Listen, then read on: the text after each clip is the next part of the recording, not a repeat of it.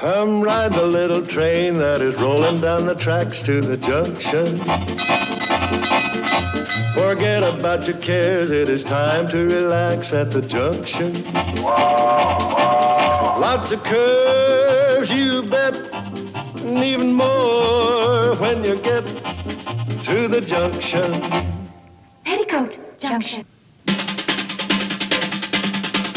There's a little hotel called the Shady Rest at the junction. Petticoat Junction. It is run by Kate. Come and be her guest at the junction. Petticoat Junction. And that's Uncle Joe. He's a moving kind of slow at the junction. Petticoat Junction.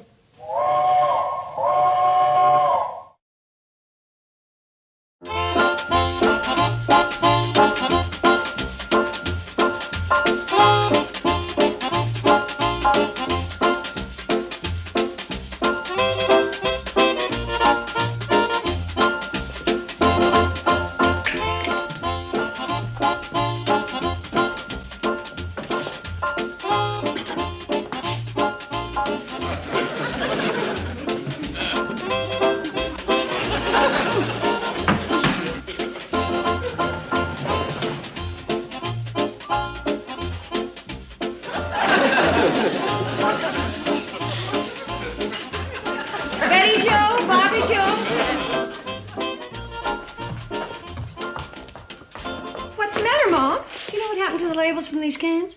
Which labels? Oh, the labels that were on them. What cans are those, Mom? The creamed corn or the asparagus? What difference does that make? Well, Bobby sent in the creamed corn labels, and I sent in the asparagus. You sent them in where? To the contest. You see, I can win a trip to Hawaii for 3 canned corn labels and a letter telling what creamed corn has done for me. And what has creamed corn done for you? Well, creamed corn has made my life exciting. It's brought me new friends, cured my shyness, and improved my skiing. I see. And what has asparagus done for you? Nothing. It wasn't that kind of contest. How am I supposed to know what's in these cans? If I don't win the trip to Hawaii, second prize is an electric can opener. That's it.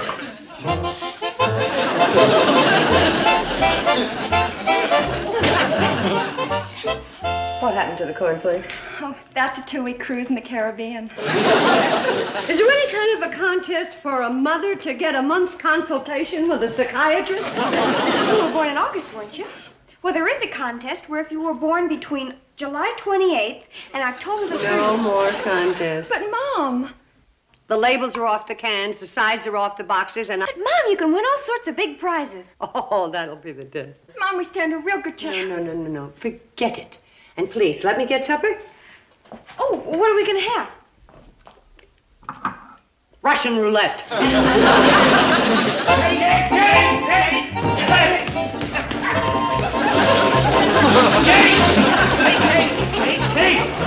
Boys, what's the matter? It's the biggest thing that ever happened in Hooterville. Let me tell her. No, it's my turn. You told the last biggest thing that ever happened. Excuse me, madam. Oh, you blew it. Kate, the news just walked in the door. Are you Mrs. Bradley? Yes, I am. I'm Faversham. You've won me. I what? I'm the first prize in the Gibney Old English Tomato Sauce Contest. Your own English butler for 1 month. Bobby Joe, Betty Joe. What's the matter, Mom? Which one of you took the labels off the tomato sauce cans? I won! The judges felt that your essay stating that tomato sauce had made your life more exciting, brought you new friends, cured your shyness, and improved your skiing was worthy of the first prize. I thought that was what creamed corn did for you. Tomato sauce does the same thing. Well, you just won yourself a butler. Come on, Floyd. Wait a minute. Are you a real English butler? Yes. Let me hear you say something in English. On your way, bumpkin. Hey, I understand him, and I don't even know the language. Mercy. I'm sorry about Floyd. No apologies necessary, madam. Now, if you will kindly show me to my quarters. Oh, you don't have to stay. Mom, we want him. Girls, this is the most ridiculous thing I ever heard of. What's ridiculous? Having an English butler in the hotel. Yeah, but we ain't hiring nobody. We're overstaffed already. He's not applying for a job. We want him in a contest. Oh. Maybe we could trade him for 2 weeks in Hawaii. This is my uncle, Mr. Carson. How do you do, sir? Just fine. He got real good manners. Uncle Joe, would you show Mr. Faversham to his room? Just plain Faversham, madam. Just plain Faversham should be showing me to my room. He's the butler. Madam, I'm here to do for you and your whole family, not to have you do for me. Good show, just plain Faversham.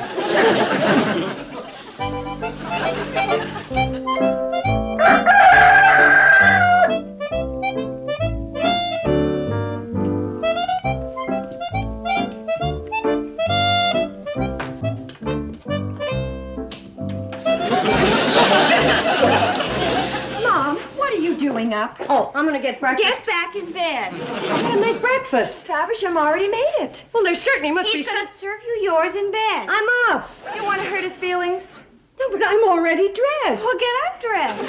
Well, that's the silliest thing I have. The way you act, you think that you've never had a butler before. Come on. I hope I haven't awakened you, madam. Oh, no, I've been up for... I was so... What do you got there? Madam's breakfast. Oh, that's pretty. I'm sorry I couldn't find any kippers, but I hope that the coddle eggs and the sausages will be to your liking. Oh, I love sausages are my favorite. If there's anything else that madam needs, please ring. Oh. Thank you.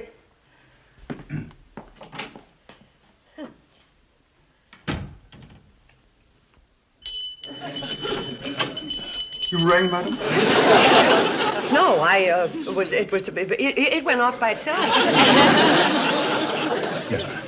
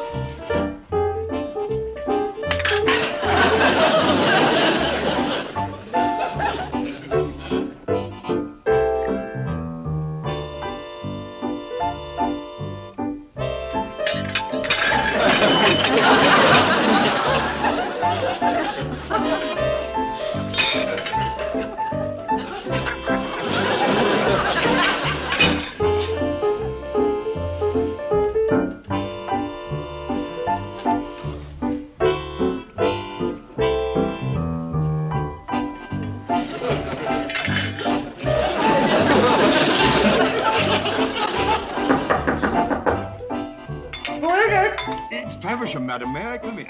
Oh, just a minute.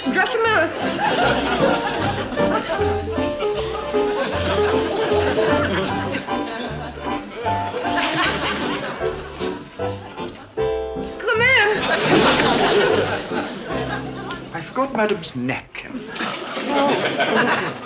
I hope you're enjoying your breakfast, madam. It was wonderful, wonderful. Very good, madam.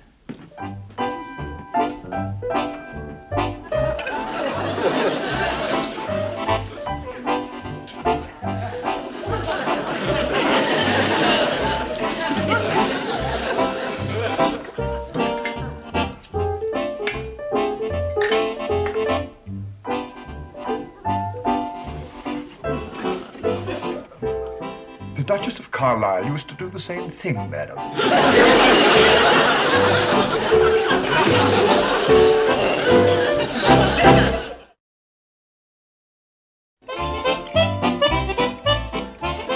More sausages, sir? Oh, hold 'em, I ain't quite ready yet. Morning, Uncle Joe. Morning. Sit down and have some breakfast. Oh, I already had mine in bed. You sick? Mr. Faversham brought it to me. It was my pleasure, Full madam. of sausages. How come you didn't give me my breakfast in bed? It's customary to serve the lady of the house, your lordship. Your lordship? It was Mr. Carson's suggestion. Well, if his lordship doesn't have a cricket match, would he mind chopping some wood for the stove? Already chopped. The front porch needs sweeping. It's already swept. How about raking the leaves in the backyard? Did we do that? Yes, I did, sir. This plane's a big help to me. See.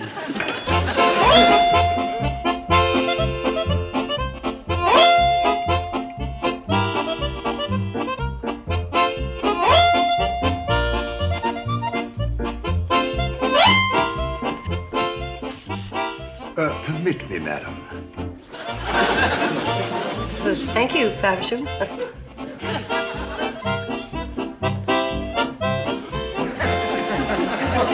I've drawn your bath, sir.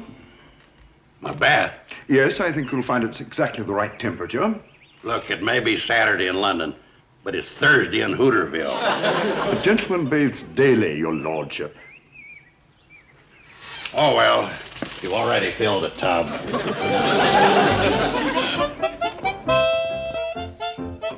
See if you can find my rubber duck.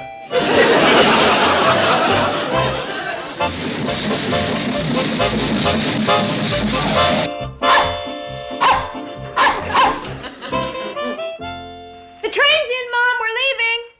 Oh. Bye, girls. Bye-bye. Have a good day. Bye, Mom. Bye, honey. Betty Jo, wait a minute. Don't you have a game today? Oh, sure. The Hawks are playing the Pixley Polecats. Well, where's your glove? And you're both forgetting your books. No, we're not, Mom. Faversham. Coming, miss.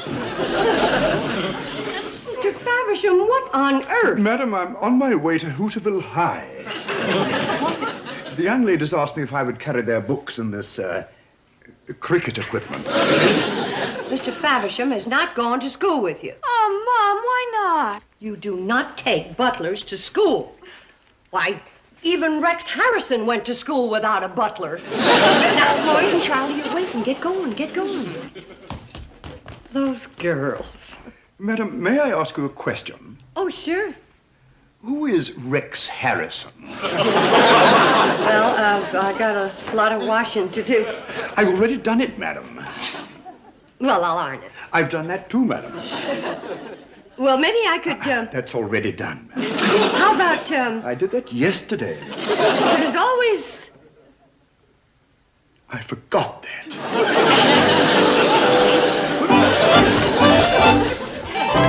Enjoying your vacation, Mom? What? Oh, yes, yes, yes. Do you like not doing anything? It's a lot of fun. I know what. That loose towel rack in the bathroom. Faversham already fixed it. I haven't polished the stove, and he already did it. Something I've been putting off for ages. I know. The hole in Uncle Joe's sweater. Kate, you know that Faversham's a good knitter for a foreigner. See that? Oh, gosh. Mom, you're going to be awful sore, and I don't blame you. I was playing with the ball like you told me not to, and I broke your new flower pot, and the dirt's all over the porch. How about that, my little girl? I'll clean it up. Don't you dare leave it just as it is.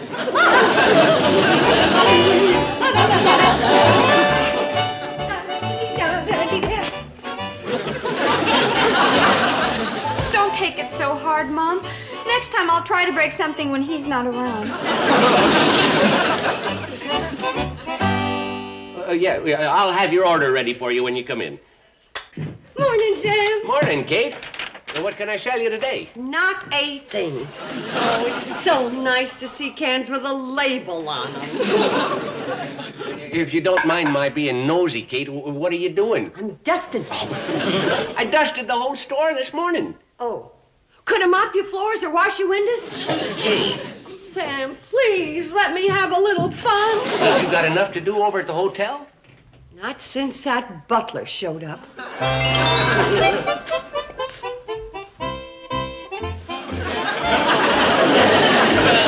Now I've got something to do.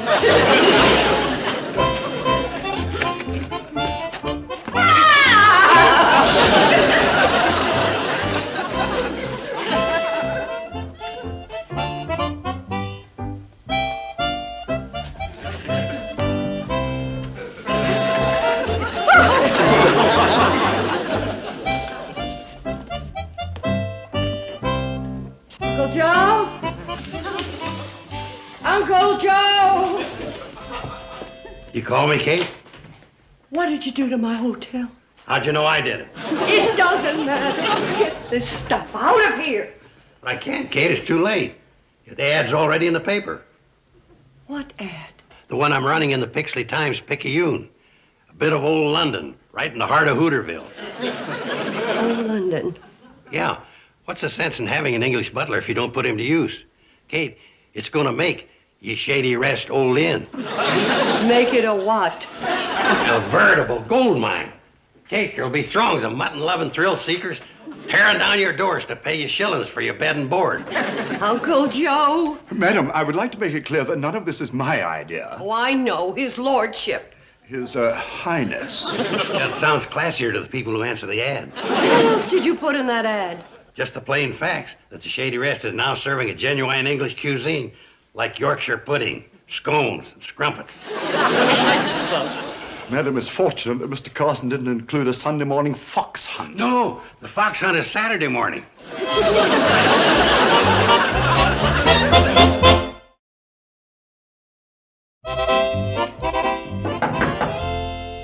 is it?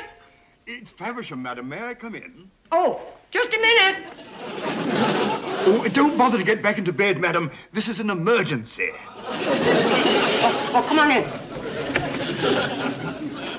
What's the matter? This, madam. Grand Tally Ho and Fox Hunt Saturday fortnight. Grand Tally Ho Saturday fortnight? It's English, madam, but I don't know what it means. $3 per couple, including a butler-served hunt breakfast. I know what it means. I'm cooking it, you're serving it, and Uncle Joe's getting $3. Mom, did you... Oh, you did. Where's Uncle Joe? He's out fox hunting. You mean to say he's out practicing? No, he's hunting for a fox for the fox hunt. I keep telling you, Joe, I ain't caught a fox in years. How about a woodchuck? Newt, you can't have a fox hunt with a woodchuck. Well, I could let you have a nice weasel for $2. How would it sound to hear people hollering, "What ho, the weasel"? Sounds all right to me. Just 'cause you ain't English. Hey, how about him? Joe, that's a possum. Oh, you wouldn't want her nohow. Look, she got short legs and she waddles. She'd have trouble out walking a duck. I gotta have some kind of an animal for them fox hunters. No, not him. How about the raccoon? How much you want for him? How high you go? I ain't gonna tell you how high I'll go till you tell me how low you'll go. Well, raccoons are pretty scarce lately. 50 cents? It's a deal. Joe, you got yourself a fox.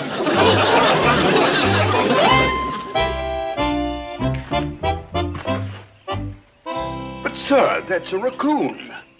Well, that's what you English call them. We call them foxes. Raccoon by any other name will still smell like one to hounds. Just plain, why don't you leave this fox hunt up to me? Now, all you have to do is see that the yoiks are in the right place and that we don't miss no tally-hos. Mom, guess what? Uncle Joe's got that. Uncle Joe's got a case of One at a time. If anything happens to that raccoon, it's all our fault. I wish we'd never heard of Gibney's tomato sauce. Even one at a time, it doesn't make sense. Let's see, now you're afraid that somebody's going to give Gibney's tomato sauce to the raccoon. No, Mom. If we hadn't won the butler in that tomato sauce contest, then Uncle Joe would never have thought of a fox hunt. And if he hadn't thought of the fox hunt, he wouldn't have rented Newt and Kylie's raccoon. And if anything happens to that raccoon, it's going to be our fault. Oh, I see. We gotta talk Uncle Joe out of this fox hunt. Well, Faversham tried and I tried, but Uncle Joe's gone so far, he's already selling tickets. I'm afraid it's too late.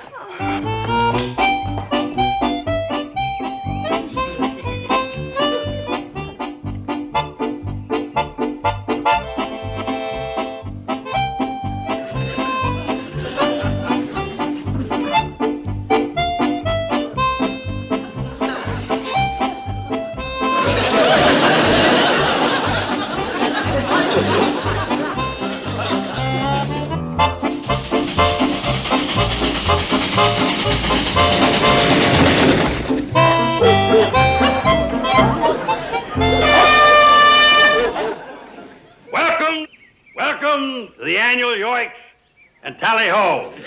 Okay, now if you'll all just tie up your dogs and come inside, the butler is serving breakfast in the old English dining room. hunting will start right after breakfast. Right this way.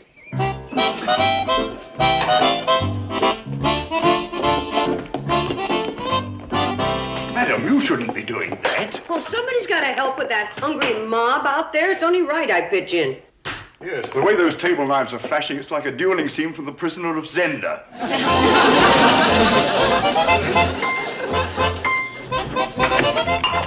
Hey, it's gone. It's gone. What's gone? The raccoon. My gracious. Those people were a lot hungrier than I thought. Hey, this is serious. How am I going to have a fox hunt without a raccoon? You know, you're right. It's almost as bad as having a raccoon hunt without a fox. He's got stolen till I find him. If those people find out they haven't got something to hunt, they're going to want their money back. Well, give it to them. I can't. Pixley Costume Company's charged me $14 for this outfit. You do have a problem.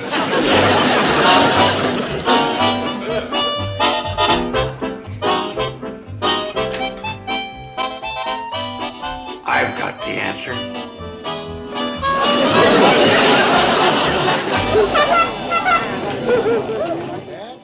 Now, the genuine English type hunting fox is in a cage around the side of the hotel. On hearing the first blast of the hunting horn, I will walk around there and release him from the cage. I will then blow the tally-ho blast. You will release your hounds, and the hunt is on. Now, remember, this hunt is being conducted by the Marquis of Queensberry rules.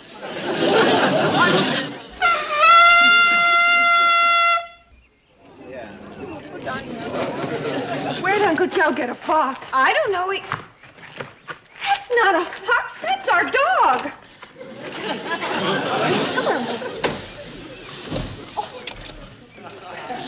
What's that? It looks like Mom's fur piece. Leave that fox alone. Uncle Joe, you are not You're going... doing this for your mom, so her old English hunt won't be a flop. Just find yourself another fox.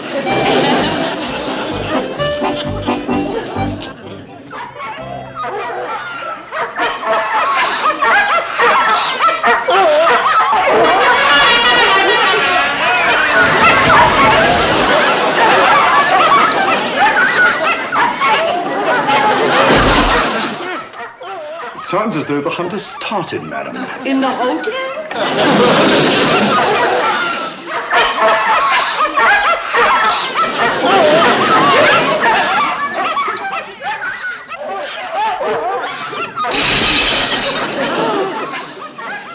Madam, about that stack of dishes. Don't tell me! Now we'll give the fox and the dogs a 5-minute head start. Which is exactly 2 more minutes than we're giving you. May I? Folks, there's been a slight change in plans. Instead of a fox hunt, we're having an Uncle Joe hunt. Wait a minute, Kate. Now, at the first blast of the horn, everybody tally-ho. Wait a minute. Kate, wait a minute. Okay, everybody, yikes and away! Madam, I beg to report that the fox was treed in the icebox.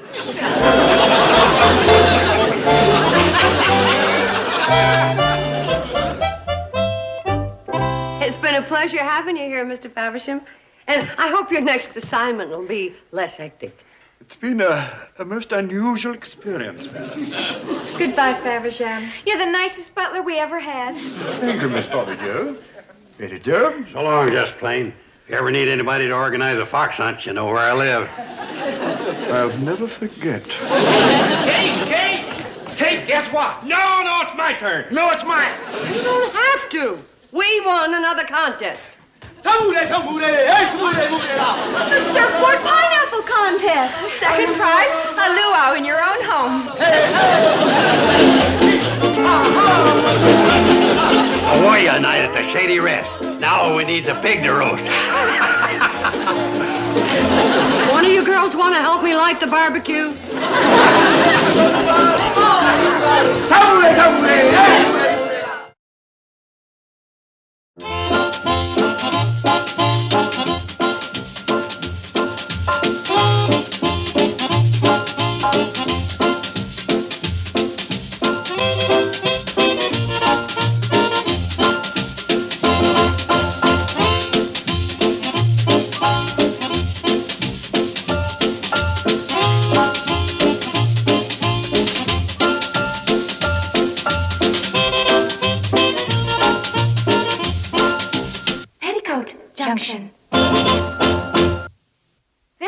Filmway's presentation.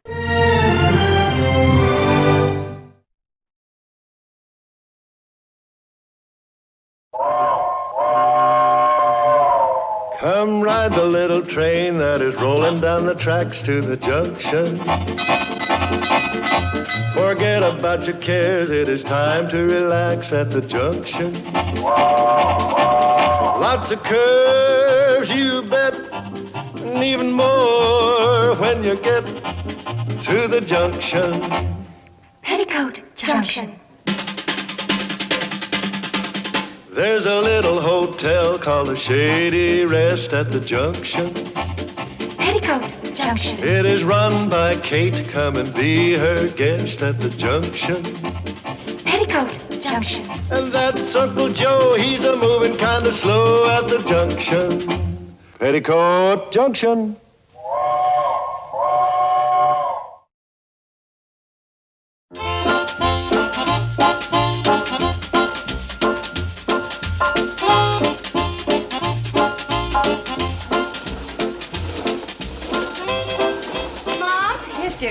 Mom, I'm quitting secretarial school right now. That's nice. Right now. Fine. But you better hurry up and have your breakfast or you're going to be late for secretarial school. But, Mom, didn't you hear what I said? Well, of course I heard what you said. You said... What do you mean you're quitting secretarial school? Well, now that I've completed the beginner's course, there's no point in continuing. Well, the way I see it, there's no point in quitting. You're doing very well.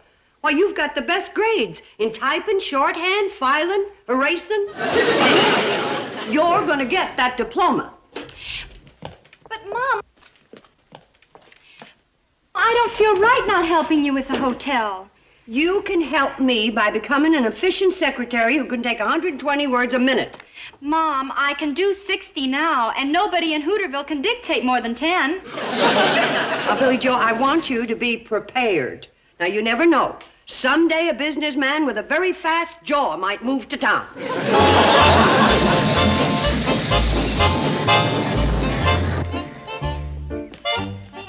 Hi, Millie Joe. What's bothering her? Oh, she has some crazy idea of quitting school so she can help with the work around here. Oh, I can understand that. You can? Did you ever have a crazy idea like that? I know it's bothering her. She wants to earn some money, and she can't do that while she's going to school. Why not? Well, how can she? Well, it's easy.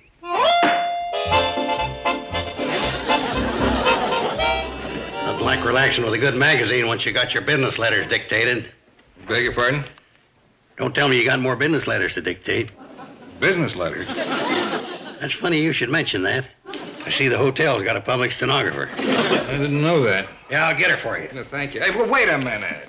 Oh, you don't need to worry. Her prices are reasonable. I don't care anything about her prices. I knew you were a spender the minute I laid eyes on you. I'm not looking for a public stenographer. You don't have to look for her. She's right here in the hotel. I've got nothing to dictate. If you'd set your mind to it, I'm sure you'd think up something. They say she makes these carbon papers real good. That way you got yourself a copy in case somebody called you a liar. Why should anybody call me a liar? Well, they ain't about to once you show them the carbon copy. That's real smart thinking, friend. I do not want a public stenographer. You want to put that in writing? Dang, I wish that public stenographer wasn't as good as she is. Hmm? Oh, I didn't see you sitting there, Mr. Billings. Now, that's just the trouble. She advertises too much. Who does? That great little stenographer that types real good and don't charge much. That's why people are always dictating letters to her. I guess you're ahead of me, too. No, Well, that's all right, Mr. Billings. You can take my turn. I'll go tell her. Please don't bother.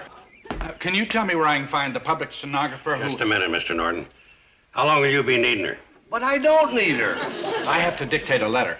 It's very impolite to interrupt when Mr. Billings is talking business. Now, look, Don't thank me. I know you got a lot of real important letters to get going on. Will 1 o'clock be all right, or will you be wanting her sooner? Oh. Oh, hey, Mr. Norton, you can have Mr. Billings' turn.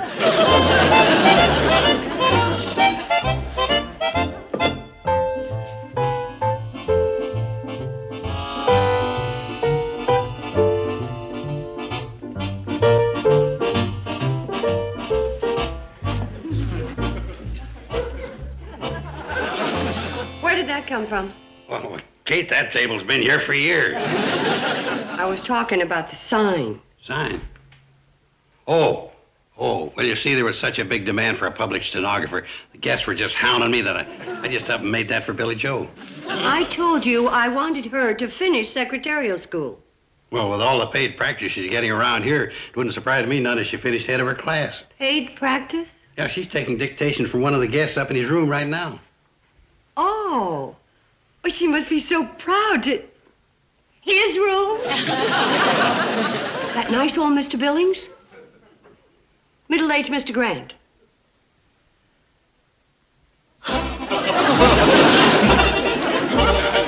The difference in make how old they are as long as they can dictate. Miss Bradley, I think I should warn you that this letter is going to contain some very strong language.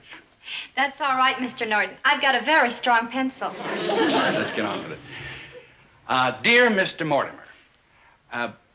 No. Dear Rat. No, wait. You rat, how dare you? Would you believe it, Miss Bradley? This Fink led me on to believe that his company was about to give me a big order, and then he cancels out. Oh, that's a shame. But you'll get more orders. Well, that's not the point. This Mortimer's got me in a jam with my own outfit. Why, on my say-so, the head office has turned down other orders just to give Mortimer a priority. Oh, well, let's get on with the letter. Read back what we have so far. You rat. How dare you? So you think you... Need more towels? You're right, Mr. Norton, and here they are.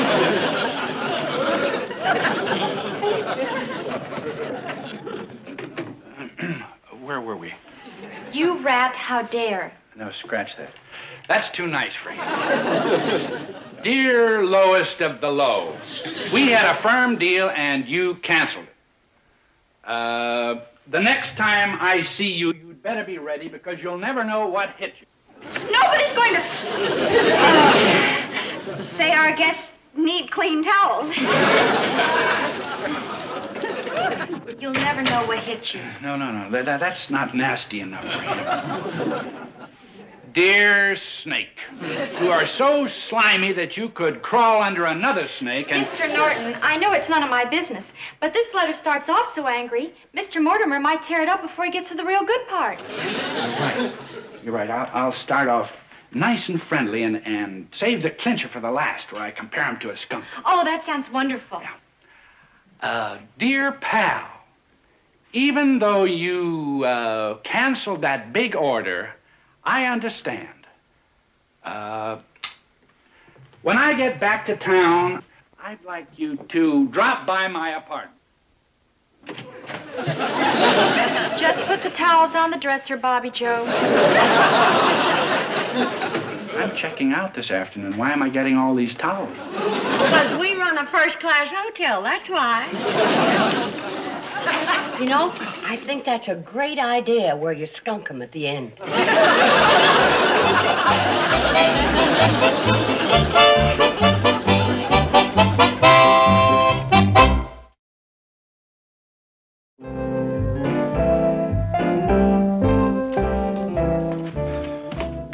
Welcome home. How was the trip? Please, Gloria, I just ate. Mr. Mortimer just... Don't mention his name. He canceled the order. But he just phoned. He talked his boss into changing his mind. There'll be a check in the mail for $15,000 in a few days. He did? Well, good old Frank. Boy, am I lucky. I wrote him a letter that would have... Well, frankly, I didn't mail it because I was trying to think of something stronger than a two-faced skunk. I'm certainly glad that I... It's gone. I've lost it. Well, where did you see it last? As a private treasure hunter, can anybody play? You know that Mr. Norton came all the way back here to find a letter that he lost. The one that Billy Joe wrote so good? That's the one. One of the fellas stabbed you in the back with a canceled order? Exactly. Yeah, well, you can stop your hunting. I just found it a little while ago down by the station. How can I ever thank you? No thanks called for. Mailing lost letters for guests, the service of the hotel. If Uncle Joe said that he mailed that letter, that you can... Uncle Joe! You mailed that letter? That's what I've been to. Well, I didn't actually mail it. You didn't? Well, I found it, and I gave it to the dog, and he run it down to Floyd at the station. No need denying it.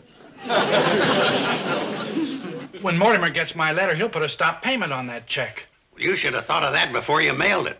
I didn't mail it. It dropped out of my... Oh, Mrs. Bradley, if I don't get that letter back, I'll be ruined. Well, that shouldn't be hard. Sam, I want you to help me get a letter back. Kate, Come on, I was Lena. here first. Yeah, I know, honey. Sam. I'm planning on making a fruitcake. Now I'll need some cherries and some figs. No. My youngest breaks out from figs. Try some dates, Lena. Sam. Good idea, Kate. Date, Sam. And 5 pounds of walnut.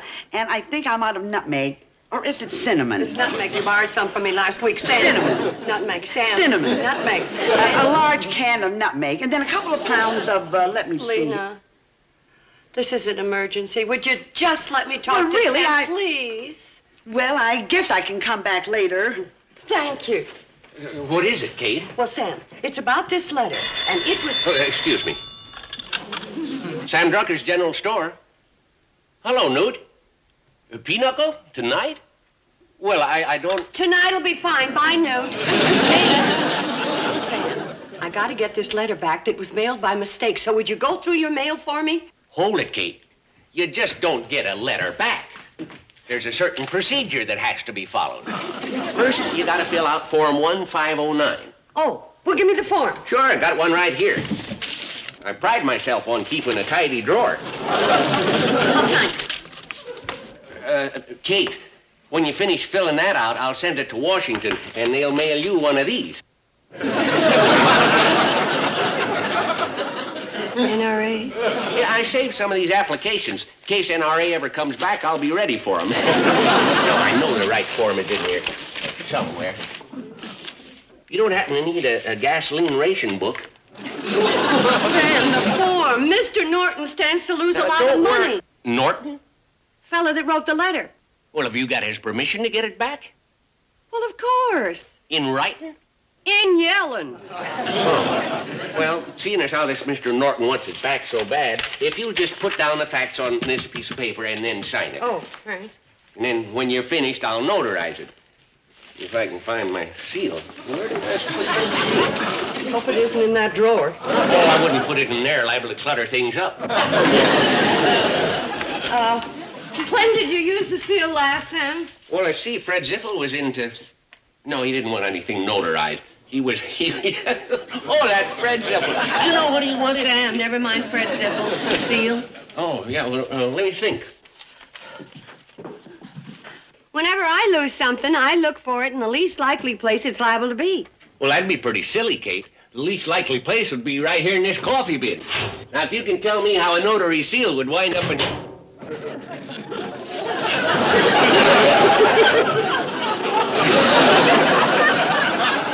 Now all we have to do is find Form 1509. Oh, Sam, would you let me look? I feel lucky. You know, mothers are awfully good at finding misplaced articles. Oh, well, I'll be danged. I did it! Yeah, you found a pink slip to my old Stutz Bearcat. I haven't seen that thing in years. Do you remember that old Bearcat of mine? Well, of course, I put him right here so I'd be sure to find him.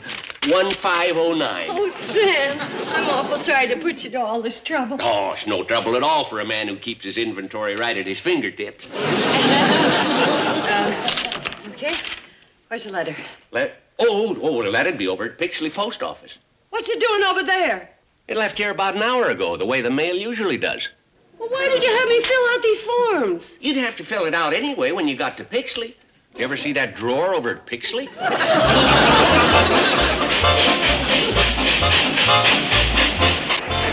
Relax, Kate. We'll be there in plenty of time. Well, why are we going so slow around the downgrade side of Bleeker's Hill? What are you going so slow for, Charlie? Kate's got to get to Bixley. I got it on full throttle now. Look at your pressure gauge.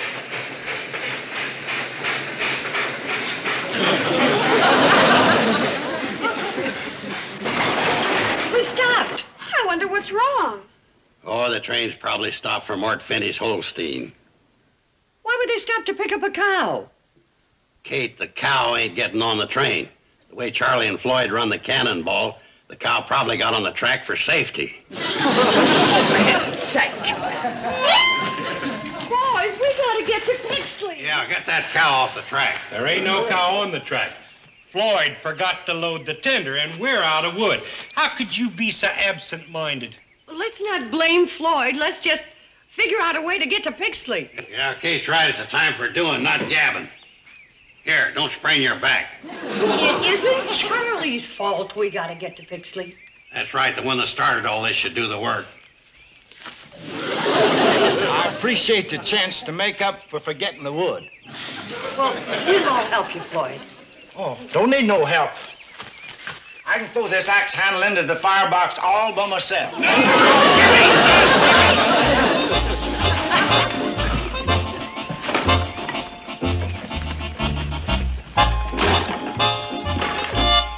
What's that? Oh, no. Well, all the wood in the world ain't no good unless you got some tinder to get her going.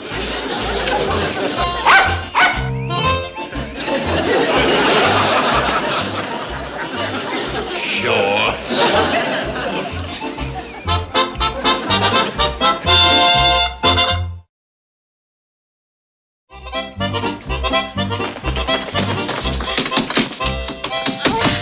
There's nobody there, and it's dark, and the door's locked.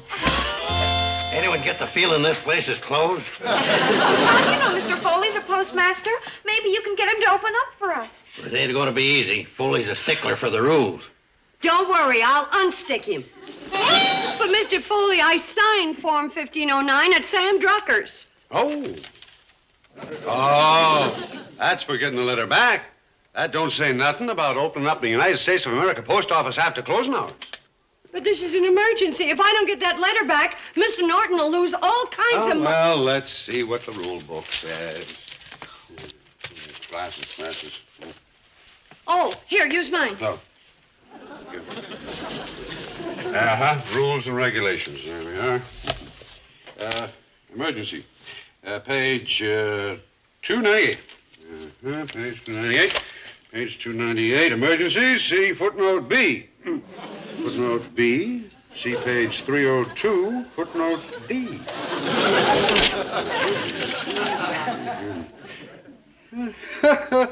Post and notice. Arrangements should be made for a bulletin board in a convenient place in the post office lobby for post and notices. By golly, I ought to get me a bulletin board down to my office. That'd be very nice, Mr. Foley.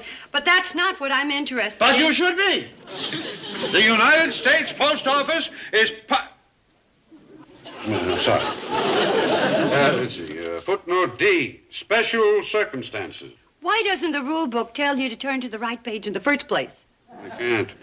Why not? It's a rule. Any person eligible for other federal employment may be appointed postmaster subject You're reading footnote D, and you want footnote C.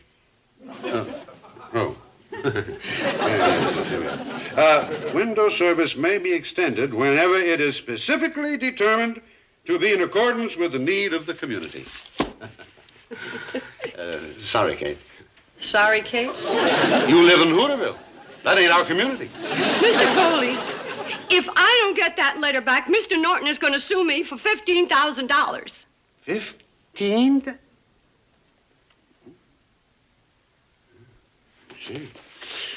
Six. Here we are. Special rules involving problems without footnotes. Post office can be opened under certain circumstances at the discretion of the postmaster. Rule 324.5. I guess that does it. Let's go. Oh, Mr. Foley, you're probably the nicest man that I... Let's not waste time. Uh-oh. What's the matter? I've got my key. You don't happen to have a coffee bin, do you? Well, that's where Sam Drucker found his seal. Hold it. I know where it is. Where? It's in the post office. How are we going to get in? Just like I always do. Call the locksmith.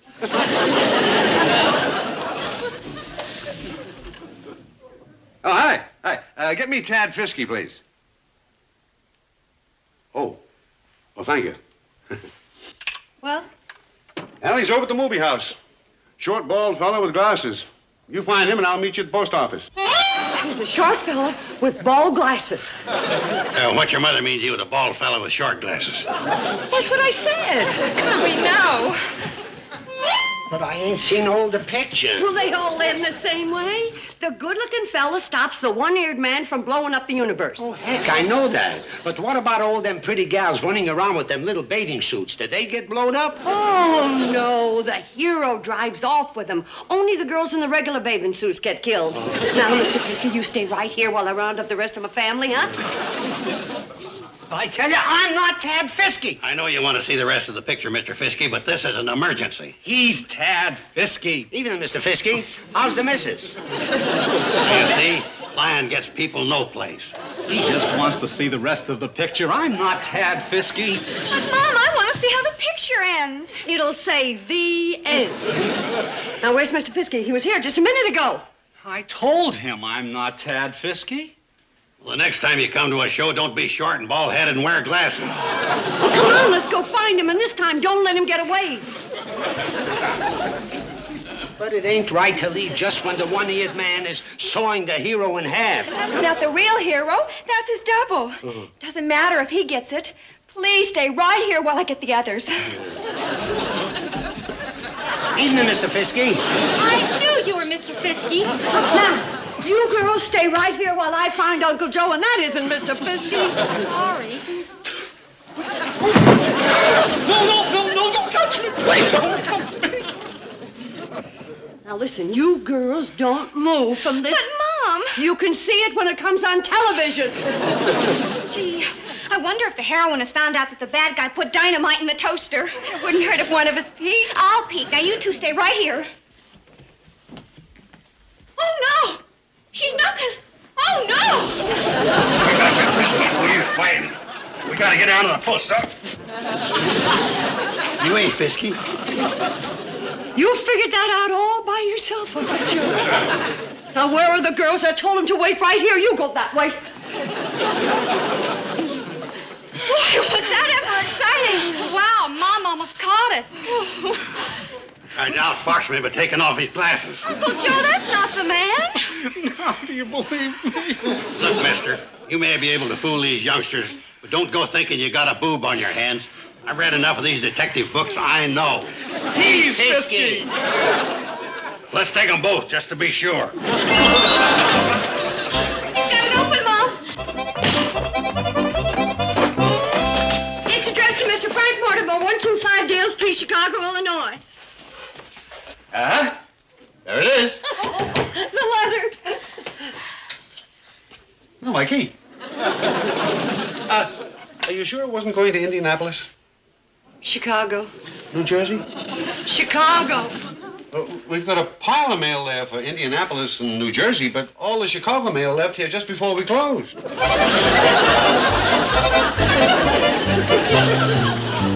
Great. I'm sorry, Mr. Norton, but we tried. Thanks, I know you did. $15,000 down the drain. If you want to write another letter, like a resignation or anything, Billy Joe'd be glad to do it for nothing. Mr. Mortimer probably would have given me a lot more big orders in the future. Hi, everybody. Hi, Floyd. I'm sorry about the letter, Kate. All those commissions. That post office sure is hard to get along with. Well, they're just doing their job, trying to deliver the letters we mail. Well, they wouldn't deliver this one. I wanted to do you a favor, so I wrote special delivery on it and mailed it. But I forgot to put special delivery stamp on it, so they sent it back. Oh, well, that's all right, Floyd. Oh, don't you worry, Kate. I'll buy 2 special delivery stamps and put them on it, and it'll be delivered twice as fast. You do that. You see, Mr. Norton, other people have problems with... What special delivery letter?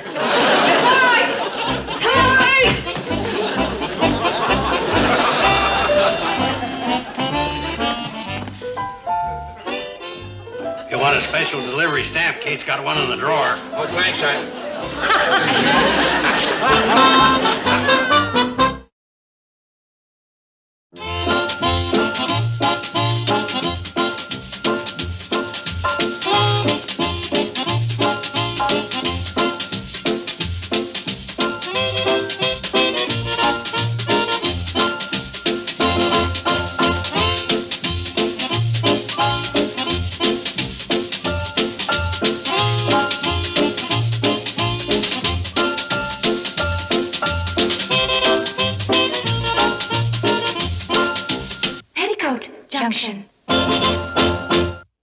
This has been a Filmways presentation.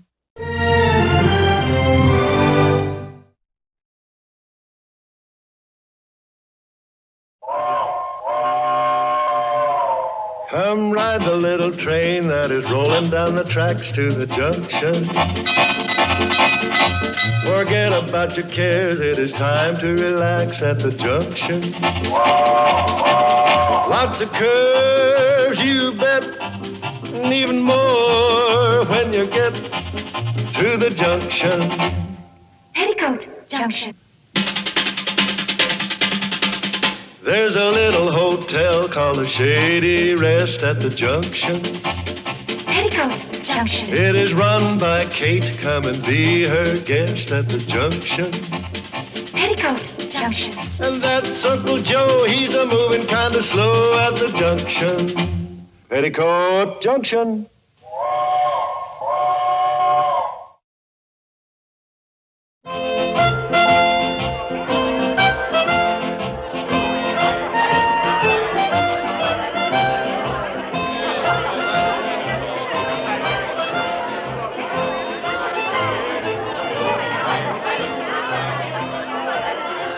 Think, Uncle Joe. Gladys is the 5th girlfriend of Billy Joe's to get married this year. Yeah, there's been a plague of weddings. My, these hors d'oeuvres are delicious. Now, let's see. I'd like some of these and some of those. Hold it, Newcomb. Ain't this the 3rd time you've been back? I know. It's only the 2nd. Let's see your plate.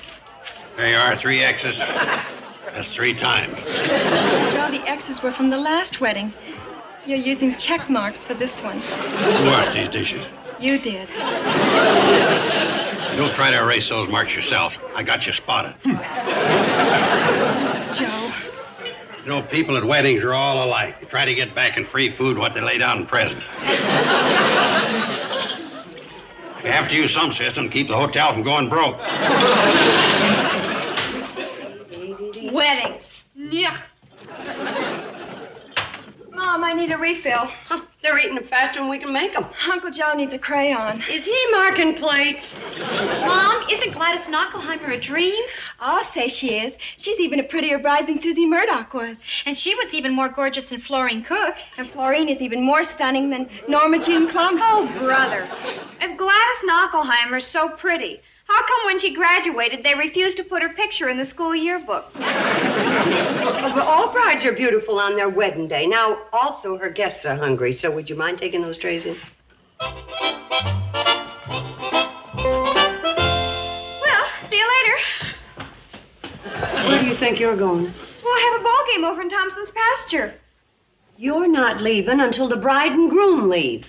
Oh, Mom, they're just going on their honeymoon. I've got something important to do. You are going in there and paying attention, so you'll know what to do on your wedding day. Mom, you're so funny.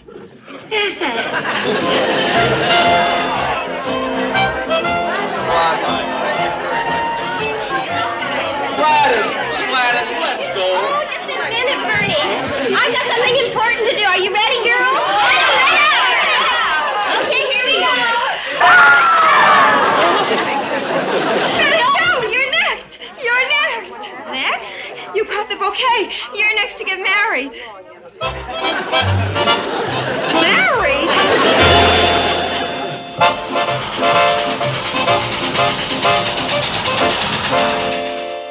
Billy Joe! She's upstairs taking a bath, Floyd. Oh, I couldn't go up there. No. What do you want to see her about? Well, she got a postcard from Gladys Knockelheimer. I mean, Mrs. Bernie McKenzie. Oh, fine.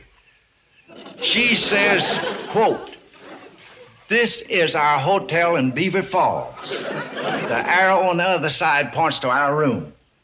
We are having something." Floyd, where's the card?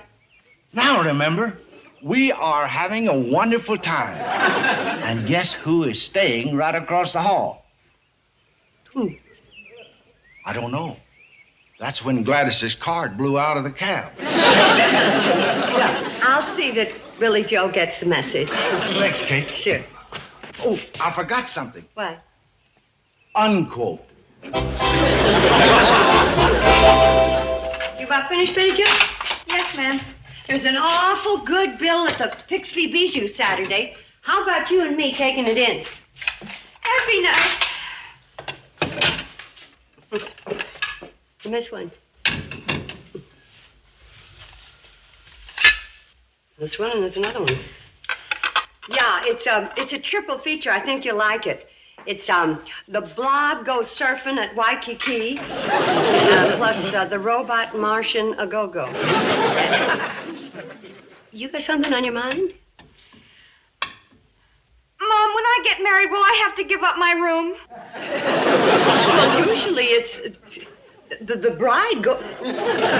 What brought that on? I caught the bouquet. Well, just because you caught the bouquet doesn't mean you have to get married. It isn't a law.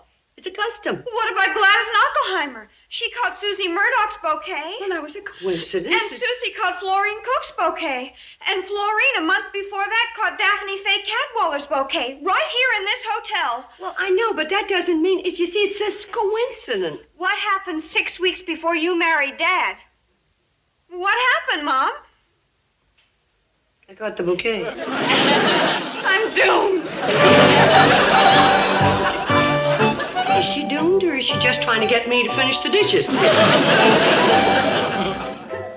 For 16 years, we've been happy together. Now it's all over. And why? Why? Because you had to catch that stupid bouquet.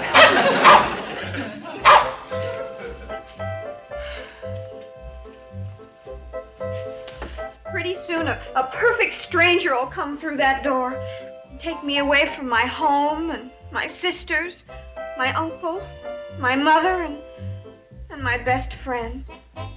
Why did it have to be me? Why not Billy Joe or Bobby Joe or the others? They were right around the bride just asking for it. And I was clear across the room. Why did Gladys Knockelheimer have to have such a good arm? When I go away with whoever it is, and whenever I go, and wherever I go, remember, we'll always be friends. Would you tell your friend that there's some ice cream and cookies on the table downstairs in the dining room? Mom, how can you talk about food when I'm facing a crisis? What's the matter with you? You're usually so sensible. Mom, this is marriage. That's nothing to be sensible about. But, honey, it's time you and I had a frank mother and daughter talk. Yes, it's just about time. And, young man, you better leave the room. Out! Now, Betty Jo, in the first place, you're only 16 years old. In the second place, you're still going to high school. And in the third place, I don't think you're even interested in any particular young man, are you? No. Well? Mom, what's marriage like? Well, it's when two people meet and they're attracted to one another and they fall in love. And? And that's all there is to it. What do you mean that's all there is to it? Well, then they get married. And that's all? There's just a little more to it than that. Like what? Well, if you don't eat that ice cream, I'm going to melt. I mean, the cookies are going to melt. I mean, come on. Get going.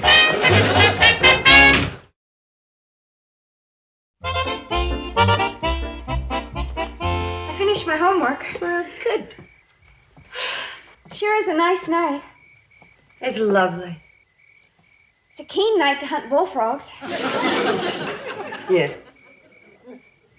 Mom, how do you pick a husband? Wouldn't you rather talk about bullfrogs? Mom, husbands are more important than bullfrogs. Aren't they? Oh, indeed, yes. Well, then.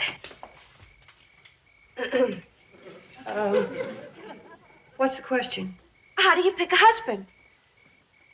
You don't pick a husband. He picks you. Oh. After you've picked him. Of course, you don't let him know you've picked him. Oh. It isn't easy to explain. You see, you watch a man, and you look for his good qualities. Then I better cross off Doug Kiefer. Oh, he's got a terrible batting average. That isn't quite what I meant. What do you mean? Well, you see, you have to have a good basis for marriage, a common interest. Oh, well, that makes it easy. I'll marry Arthur Baker. Who's Arthur Baker? I've told you about him. He's second baseman on the Hawks. And since I'm shortstop, we'll make a great double play combination. Betty Jo, I'm not getting through to you. You talk about marriage like it was the World Series. There's more to it than that. Well, that's what I'm trying to find out. Well, it's two people finding each other, loving each other, and being happy together. Marriage is the most wonderful thing in the world. Well, if it's so wonderful, how come Uncle Joe and Charlie and Floyd and Mr. Drucker never got married? You just never met the right woman. Oh. Mom? Yes? Well, how will they know if they find the right woman? Oh, they'll know. It may be too late, but they'll know.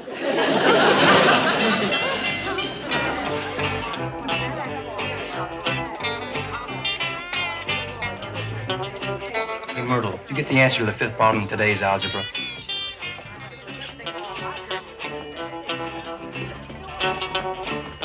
Hey, Larry, did you get... No.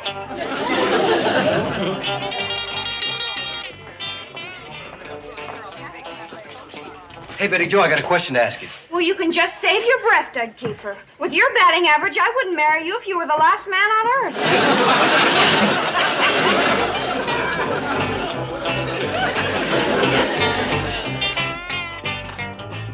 Nice tag, Betty Jo. Thanks, that was a good throw. Will you marry me? Sure. Hey, I bet you don't get this one. Hey! When? When what? When will you marry me? Are you kidding? No. I can't get married yet. I still got that paper out. Oh. Well, in that case, I guess I'll have to ask somebody else.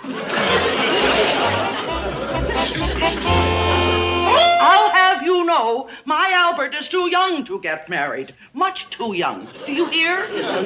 I agree with you. Your Albert's only 16. And your Betty Jo is too young to get married. You're right. You're absolutely... Won't you sit down?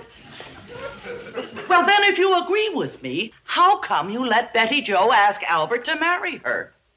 She didn't. She most certainly did. Well, I don't think this is a laughing matter, Kate Bradley. Well, I just don't understand Betty Jo doing a thing like that. Your Albert must have misunderstood. Kate Bradley. Oh, well, oblige it. How nice to see My son Kenneth is going to be a doctor in spite of anything that you can do. I'm not trying to stop him from being a doctor. Oh, no? How is Kenneth going to medical school if he has to support your daughter? My daughter? Yes. Kate Bradley, I want to talk to you. Mrs. Hennessy, your Stanley's going to have to wait because her Albert and her Kenneth are ahead of him. Answer me, young lady. Did you ask Albert Jessup, Kenneth Blodgett, and Stanley Hennessy to marry you? Well, sure I did. And they said they'd let me know after they checked with their mothers. Well, they checked with their mothers, all right.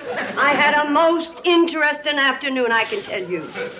Betty Jo, you can't go around willy-nilly asking boys to marry you. But, Mom, I was just following your advice. What advice? Trying to narrow it down to boys I have something in common with. What you have in common with somebody today, you won't have 5 years from now. Why not? I'll feel the same way in 5 years as I do now.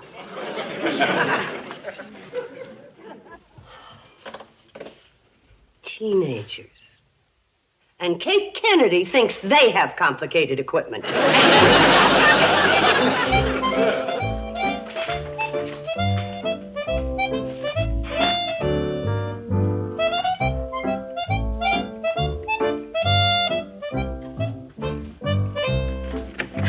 Enjoyed that. It was so much fun. Mom, you shouldn't have waited out. I was reading. Well, you don't think I'm one of those mothers who waits up to find out everything their daughters did. Now sit down and tell your mother what you did. Nothing exciting happened on my date. Henry Brewster proposed again. 10th time. The 12th. He just never quits. Oh, he's a nice boy. I hope you turned him down without turning him off. And how was your evening? Fine. This was only our second date, and Fred wants to go steady. I'd like to, but I'm already going steady with Marvin. Well, why don't you go steady with Fred on Tuesdays and Saturdays, and with Marvin on Wednesdays and Fridays? Now I know what to get you girls for Christmas. A computer to keep track of your beaux. Well, come on. Time to get to bed. Come on.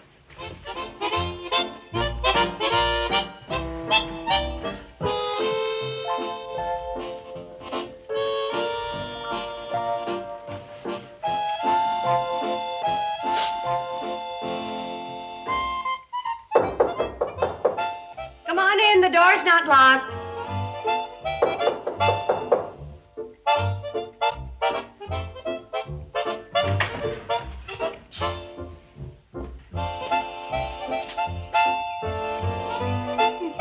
My strength.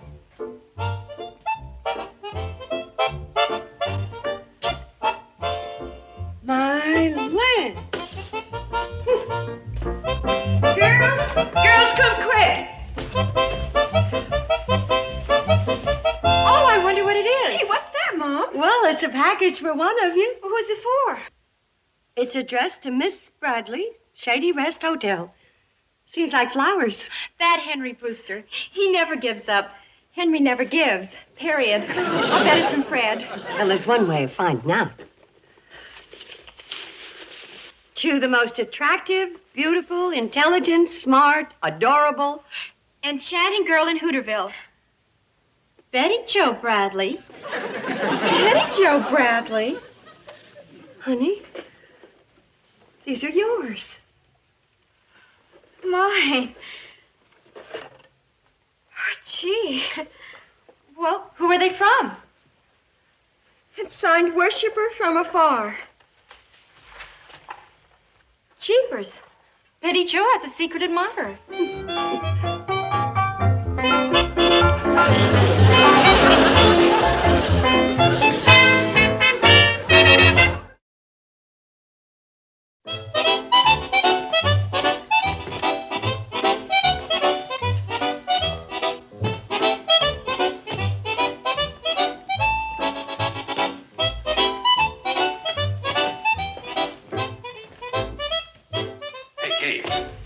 Well, that was a fast fishing trip. Did you catch anything? Sure did. Another present for Betty Jo.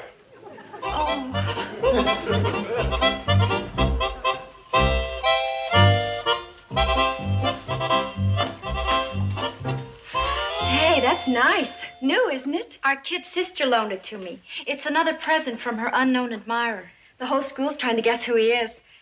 Probably some immature child. Child? No child would pick out a perfume with a name like Ruff. Girls, I need your help. Should I wear the scarf I got on Tuesday with the necklace I got on Thursday? Or should I wear Monday's necklace with Friday's scarf? Wow, is she in orbit? You'd better prepare yourself for re-entry. Your mystery admirer hasn't sent you a present in 3 days. He will. For me? When will it ever stop?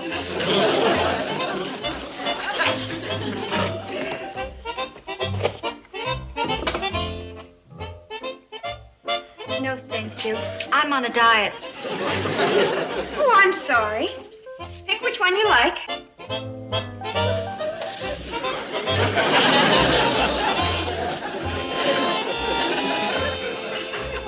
Well, if you girls change your mind, it'll be right here. Come on, boy.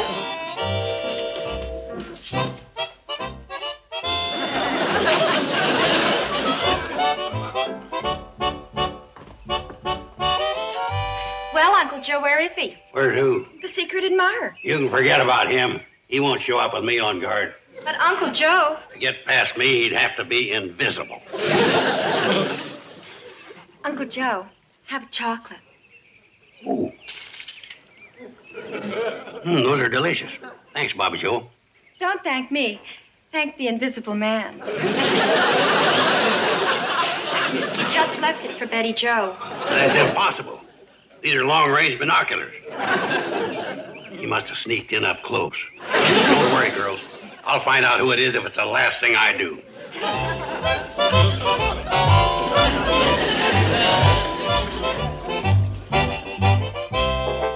Joe, will you let up? I told you 27 times. I don't know who Betty Jo's secret admirer is. Okay, never mind. I'll work it out by deduction. Anybody buy a green scarf here lately? Yeah. About 4 days ago, Aldous Lembecker bought one. He had it gift wrapped. That's our man. Where can I find him?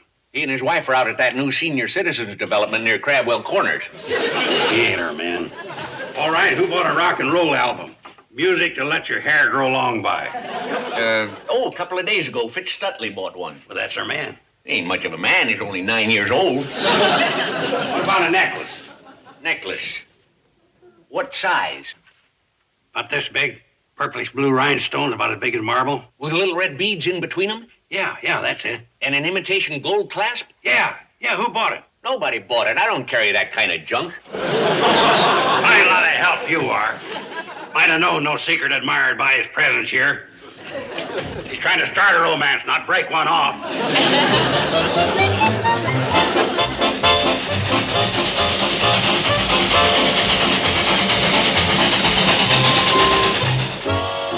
Nice-looking package you got there. Thank you. I'd make a present for some girl. I don't think so, sir. Shy type. But I can guess what's in it. Ain't a scarf, ain't a necklace, or a box of candy, or another bouquet of flowers. Nope. Kind of a surprise present, huh? I guess you could call it that. Aha! Full speed ahead to the Shady Rest. We got our man.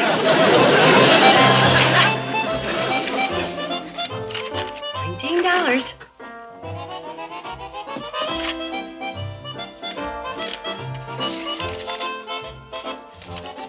I owe you $1.98. I owe you $2.49. I owe you $2.50. I owe you $1.65. What in the world would that?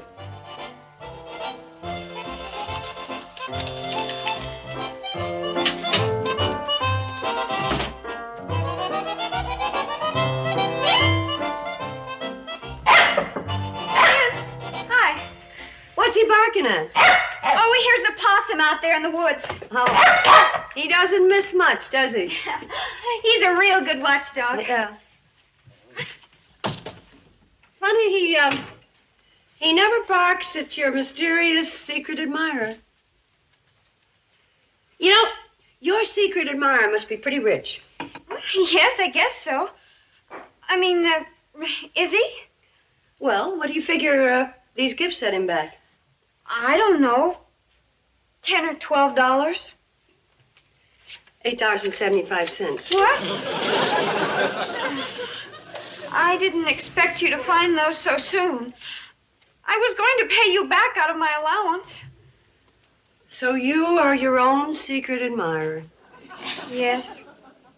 Honey, why would you do... Billy Joe and Bobby Joe have dates all the time, and everybody I know's getting married. Nobody wants to marry me, and I didn't want everybody to think that my mom was raising an old maid. Well, if that's what's worrying you, forget it. If all the old maids look like you, there wouldn't be a bachelor left in the country. Hey, girl! I got him! Come here quick!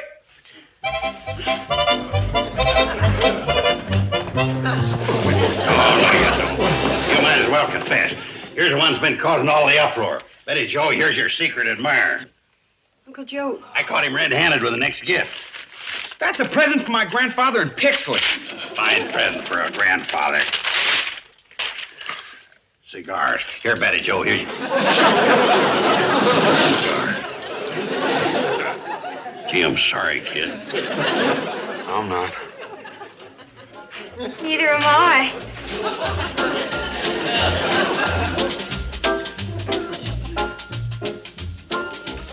Uncle Joe, you get back on that train. You got 2 more nieces to go.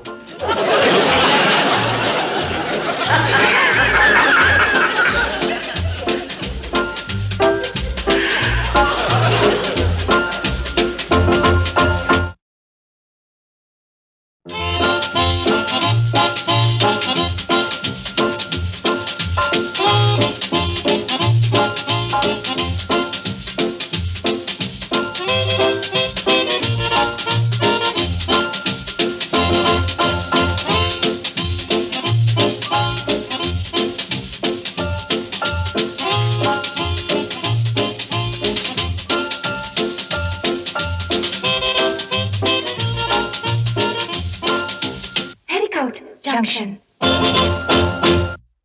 This has been a Filmways presentation.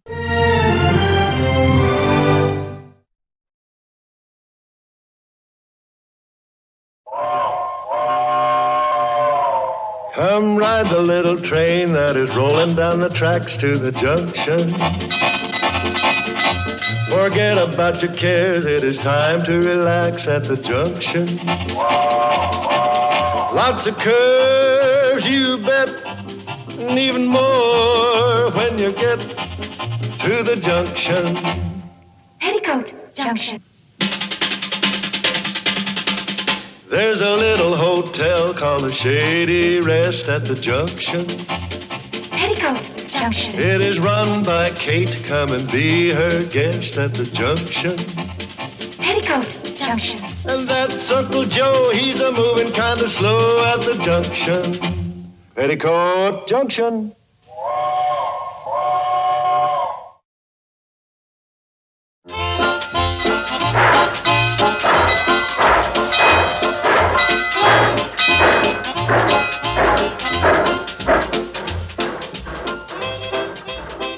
The answer is no. But, Mom... Silly Joe, I said no. But I don't have any privacy here with Betty Joe and Bobby Joe running in and out of my room borrowing my things. Well, if that's your trouble, I'll just stop the girls from borrowing. Oh, no, don't do that. Then I won't know where anything is. You'd be in a fine fix in your own apartment. But, Mom... The answer is still no. But think of all the time I waste every day going back and forth to Pixley. Time that you could spend studying. Yes, and living here is ruining my social life. Yes, I know. All the eligible young men live in Pixley, and they don't like the idea of having to make 2 trips to the Shady Rest in order to take you out on a date. Oh, Mother, you're so smart. Well, not really. It could be figured out by any mother with a daughter who wants her own apartment, and the answer is still no.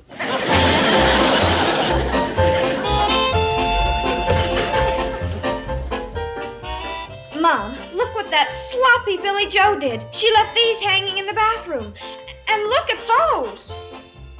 Well, that's just terrible. Tell your sister it isn't going to work.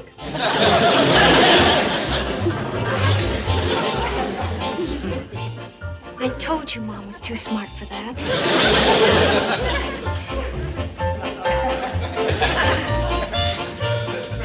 Hey. I know how to convince Mom. Give her a success story. What do you mean? Tell her about Blanche Whitcomb. What about her? Tell Mom how Blanche's mother let her take an apartment on a 6-week trial basis. And Blanche's mother's very strict. And what happened?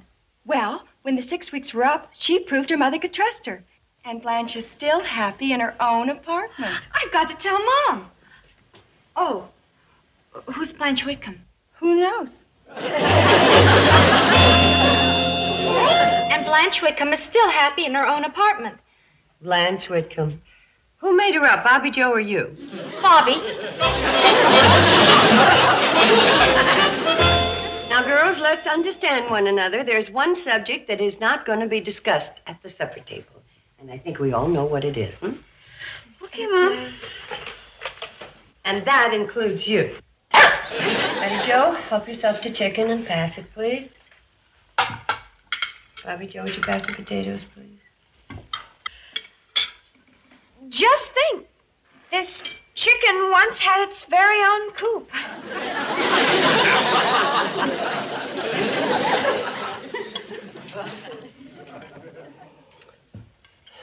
Well, we don't have to sit here in complete silence. There are plenty subjects in the world to talk about.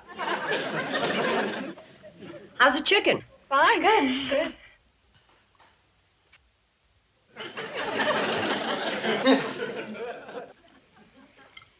If we were Eskimos up in the Arctic Circle, we wouldn't be eating chicken. We'd be eating whale. Well, I don't know what brought that up, but I suppose it's true. Anybody got anything to add about whales? Jonah lived in a whale. Yes, he had his own room and lots of privacy, too. All right, girls, that's enough. Hi. Hi, Uncle Joe. Pass the chicken. Uncle Joe, you just had supper half an hour ago. I ain't eating because I'm hungry. I just came down to keep you company. Billy Joe, I hope you turn out half as good a food as your ma when you've got your own... Uncle Joe, we have entered Billy Joe's apartment through a chicken coop and a whale. So whatever you have in mind, forget it. Now, just a minute, Kate. I'm her uncle. I got a right to speak. All right, speak. I meant Uncle Joe. Well, be proud you got a daughter that doesn't want to sponge off of you for the rest of her life. Billy Joe and I came from the same mold. I hadn't noticed the resemblance. I don't mean in looks. I mean in character. I made my own way in life from the time I was 16. Nobody mollycoddled me or took away my independence. I think Billy Joe ought to move out and have her own apartment. You do? I think you ought to move out and have your own apartment. What? Give up my independence? Billy Joe, you listen to your mother and forget this nonsense about having your own apartment. Billy Joe, having your own apartment means a lot to you, doesn't it? Yes, ma'am. Well, I'll tell you what. Oh, thank you, Mom. Girls, Mom said... Wait a minute. Mom hasn't said anything yet. Now, will you listen? Yes, ma'am. You may have your own apartment on one condition, that you find a nice, clean place owned by respectable, middle-aged folks that I approve of. Agreed? Oh, yes, Mom. You're a doll. Betty Joe, Bobby Joe, Mom said I can have my own apartment. Pete, I hate to tell you this. That girl won't be moving out of here very soon. She won't? If you'd stop and think about Pixley for a minute, there isn't a single solitary apartment in the whole town. What do you know about that? Isn't that a joke on me?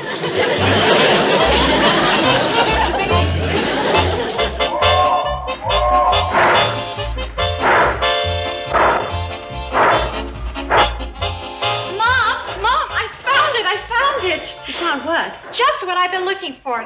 There's an ad right here in the Pixley Times-Picayune. Isn't it marvelous? Isn't what marvelous? The news. I found my apartment. Oh. Mama, one-room apartment, completely furnished, including utilities. Well, it's probably very expensive. Only $18 a month. We're at the edge of town. Mom, it's only 2 blocks from the secretarial school, and it's near the library and stores. Well, $18 is reasonable if you've got it. Oh, that's no problem. Even if I don't get a part-time job right away, my allowance will cover the first month. Oh, any young lady who is old enough and independent enough to have her own apartment doesn't get an allowance. Then I can manage without it. I'm sure to get work, and my dates will take me to dinner. And if I do have to eat home once in a while, groceries are real cheap. And isn't it funny how complicated we grown-ups make life? I'm going upstairs and pack. Just a moment, young lady. You have forgotten that important condition. I have to approve the apartment. Oh, you'll approve. Look who placed the ad. A friend of yours. Mrs. Martha Griffin. You have to admit that she's respectable. Yeah, but the Martha Griffin I know doesn't have an apartment to rent. All she has is a room over the garage where her daughter Agatha lives. Agatha got married. Martha Griffin, how could you do this to me?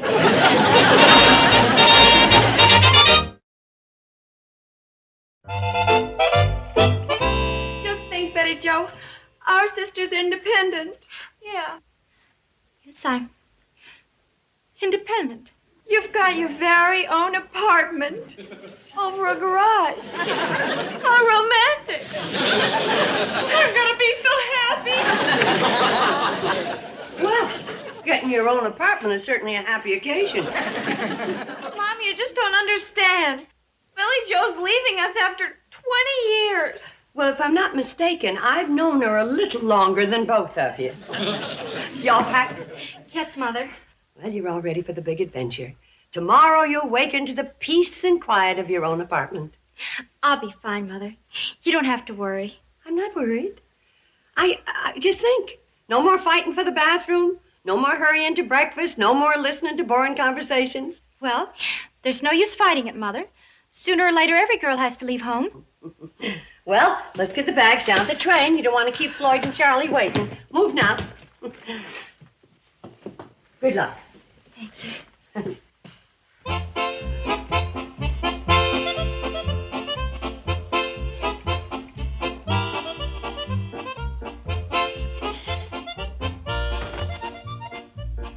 How can you live in the same house with such a miserable liar?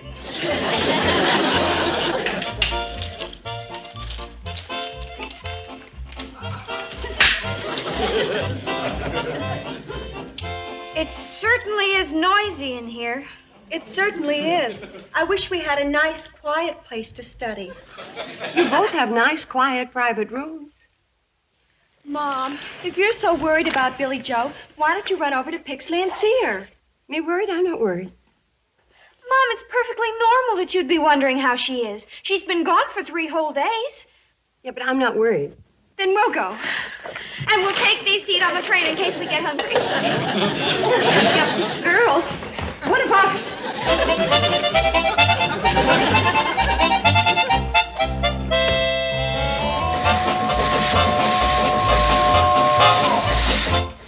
Is that the train? Yeah. Oh, I hope the girls are on it. I'm anxious to hear how Billy Joe's doing. Oh, she'll be all right.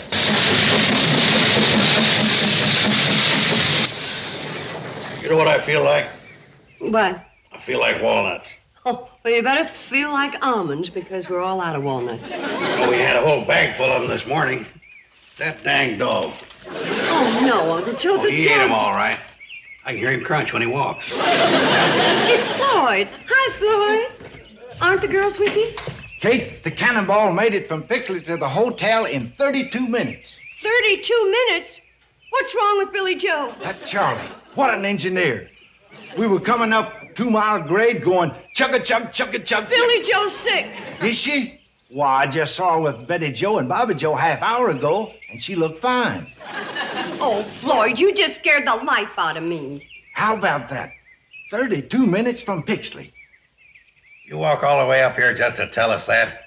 When Grandma Olson made it in a wheelchair in 19 minutes. No, I came up here to ask Kate a question. The girls want to know, is it all right if they have supper in Billy Joe's new apartment? What'll I tell them? Well, I think it'd be very nice. Only tell them to get home early. Okay, Kate. I bet we make it back in 31. Girls, if you only knew what an independent feeling you have when you're independent. I can't describe it. It's just, well, you're just so full of independence. Oh, gosh. Just think, you're your own boss. There's nobody to make you pick up your things or tell you what to eat or when to eat. Yeah. Well, you can eat any time you want. When shall we eat? Is anybody hungry? I am. So am I. Then we'll eat. Well, what are we having? Something Mom would never serve us. Like what? Frankfurters and beans. Great. Hey, I'll set the table. Where is the table? No problem. I'll get the table and you girls get the chairs.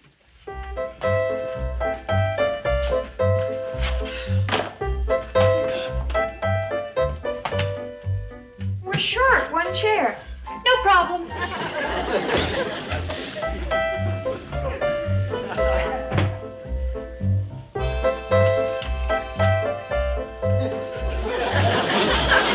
What do they think of next? How's that? Keen. As they say, early to bed, early to rise. Oh, no problem. It just needs more weight. Oh, well. I'll start supper. We'd help you, but we don't want to lose our seats. Need a pot for the beans. Oh, dear, there's no pot. No pot? How will you fix dinner if there's no pot? You see, girls, that's the difference between us. You're still living at home, so a little thing like this throws you into a panic. But I'm free and independent. And when you're independent, you can always think of ways.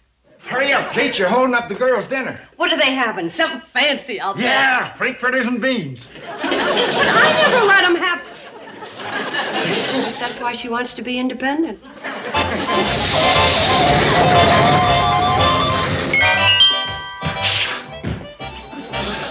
I got another message from the girls. Another message? I expected them home on this run. They want to know if they can stay all night in Billy Joe's new apartment. Absolutely not. Oh, it's only for one night, Kate. No. Kate, don't you remember way back when you were a young girl? It wasn't that way back. Didn't your mother ever let you stay all night with your girlfriends? You had a lot of fun.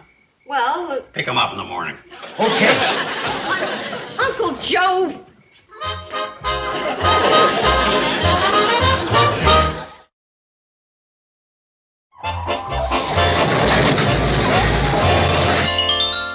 All right, let me get this straight.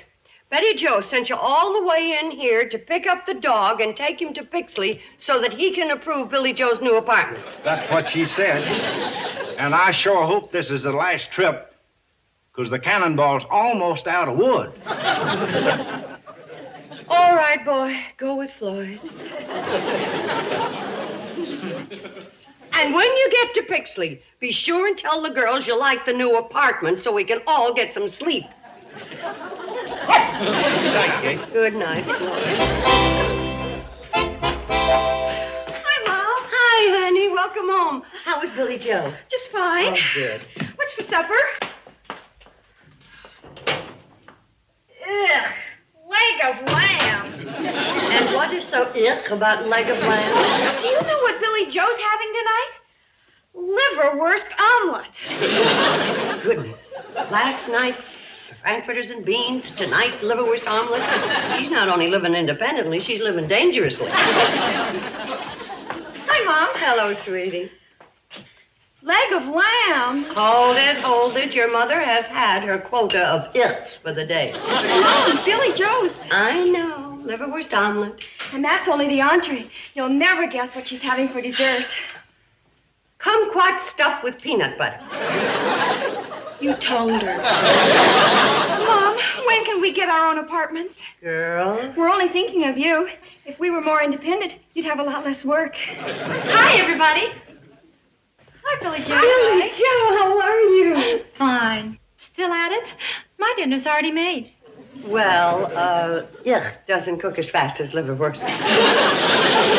Oh, while I'm here, Mom, I brought something for you. Oh, honey, you shouldn't have.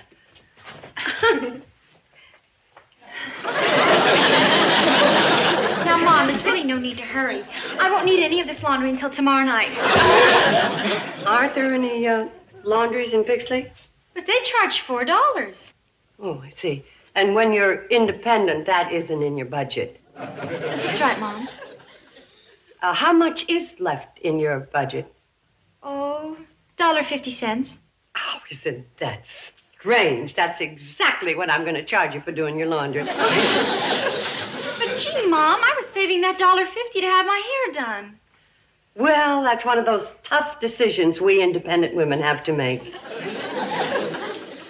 Oh, well, after all, they're only a few pieces. I guess I can rinse them out myself. See you. Mom, when we get as old as Billy Joe, we won't have to get our own apartments, will we?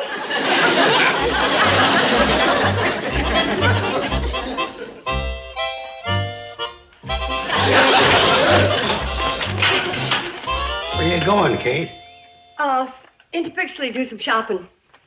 With a bucket and a broom? Well, you know how those bargain sales are. Sometimes you have to fight your way through the crowd. I'll bet you they're lined up all the way to Billy Joe's apartment. Yeah. Tell her I miss her, will you? Well, I won't be seeing her. I'm just going to clean up her apartment while she's at secretarial school. You want to come along? No thanks. I'll handle things here at the hotel. But there's nothing to do here. Oh, yes, there is.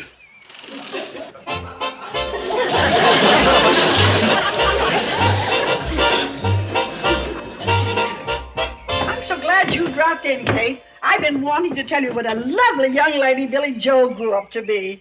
And so quiet. Thank you. Yes, well, she wanted to be on her own, so I just pushed her out of the nest. Yes, so I can see. Well, when you finish cleaning the nest, I just pull the door closed. Thank you, Martin.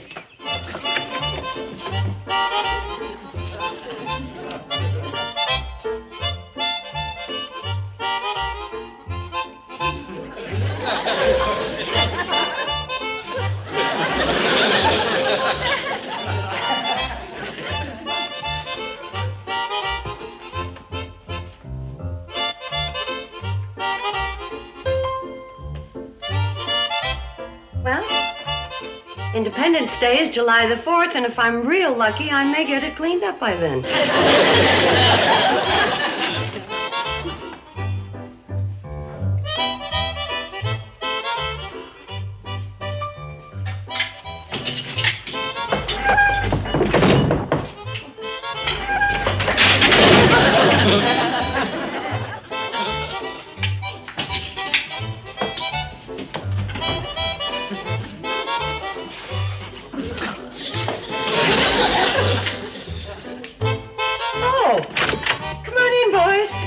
Hi, Kate. Sam Drucker donated all these groceries to Billy Joe. Well, wasn't that sweet of him? Where do we put these? Oh, right over there will be fine. Oh, it sure pays to be independent. Everybody chips in and helps you. Come on, Floyd. We got to get back on the train. Do you mind holding up the cannonball for a few minutes? I'll be right with you. Why, sure, Kate.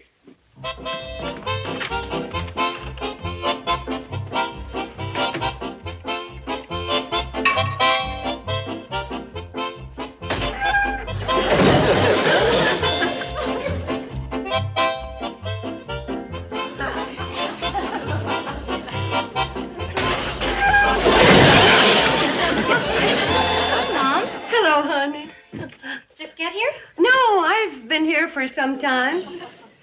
Well, what's new? Oh, nothing. You, sure keep your little place spotless. Oh, it's simple when you got a system. You should teach it to me. Look, Charlie and Floyd brought you these from Sam Drucker. And I brought you that roast. What's wrong?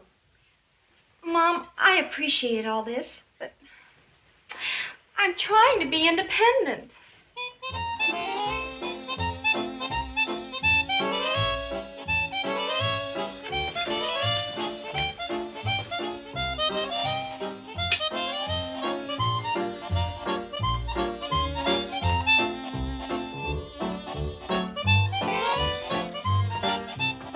Now try it.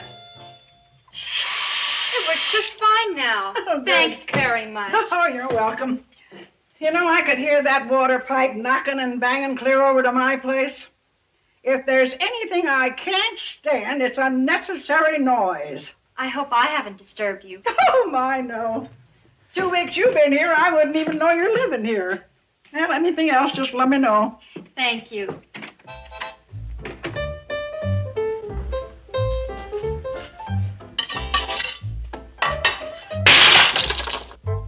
Quiet! She'll throw me out of here.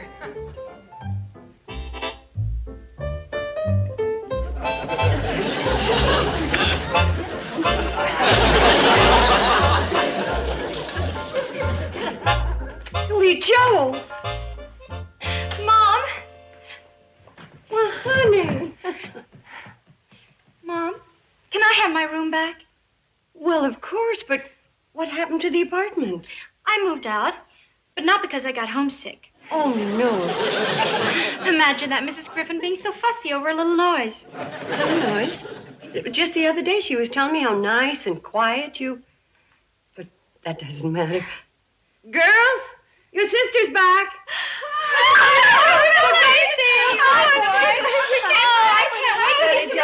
Betty Jo, where's Uncle Joe? I want to tell him about Billy. At the band rehearsal. He and the boys are over at the Pixley Auditorium. But that's being painted.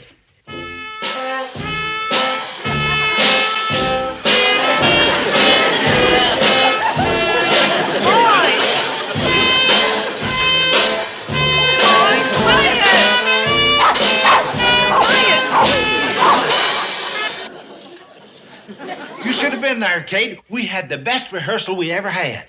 I've often said, nothing improves band music like the smell of fresh paint. Well, the auditorium was closed. Billy Joe found us a better place. Upstairs over a garage? Yep. You did a fine night's work, boys, and we all thank you. Including him.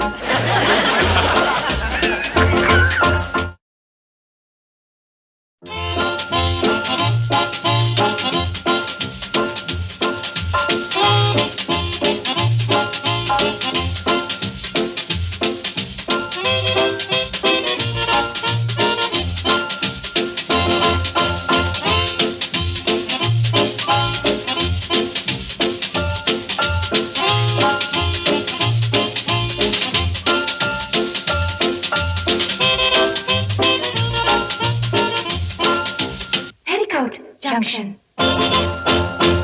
This has been a Filmways presentation.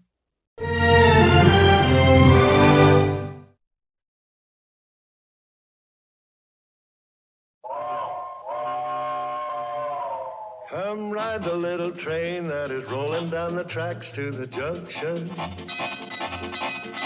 Forget about your cares, it is time to relax at the junction. Lots of curves, you bet, and even more when you get to the junction. Petticoat Junction.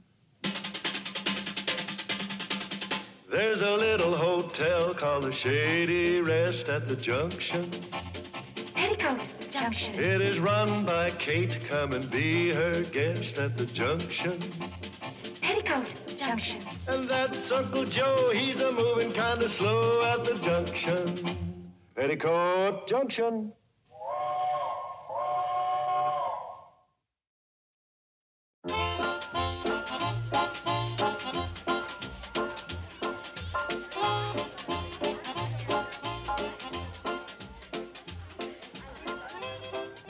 I'll be picking you up next Saturday at 7, Betty Joe. But Eddie, the basketball game doesn't start till 8. Basketball? We're going to a debate. To a what? A debate. On a Saturday night? That's the trouble with you, Betty. You're not interested in one doggone thing that's going on in the world. I am too. I'm interested in basketball. No wonder you women haven't contributed anything. Oh, is that so? Okay, name one thing. Name one thing you women have contributed. Children. Children? Now, what do children have to do with civilization? You slay me. That just proves how immature your thinking is. It's juvenile. Well, if that's the way you feel, goodbye.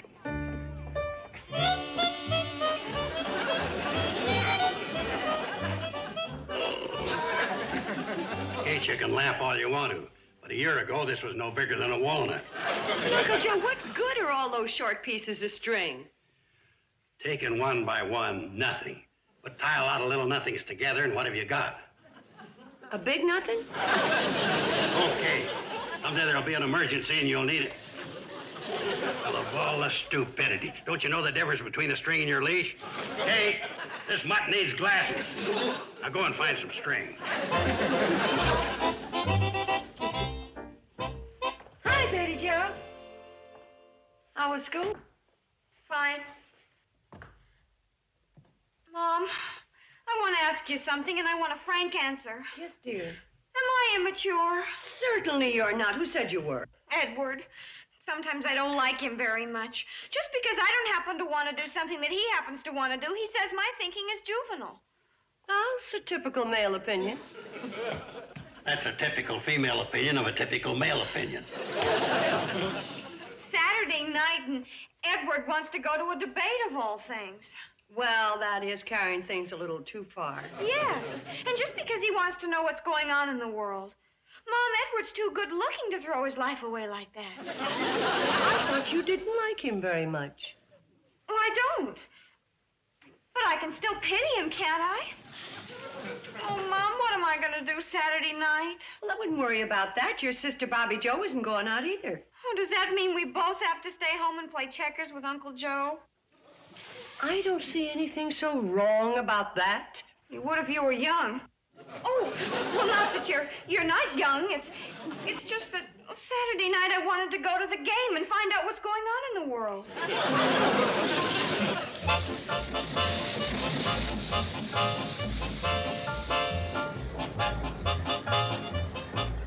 Bobby, Betty, come on. You'll be late for school. Billy Joe, hold one of these pieces of toast for me. Well, come on. Bye, Mom. Betty Joe, if there's any bacon left, bring it. I tried to get some, but Uncle Joe's eating it all. Bye, Mom. Betty Joe, wait a minute. Gloria Stebbins left these books here last summer when she visited Bobby Joe. Oh, what am I supposed to do with them? Well, she asked us to mail them to her back at college, so you take them to Sam Drucker, let him do the honors. The address is inside. Okay, Mom. Here, let me show you what I found in the kitchen wastebasket.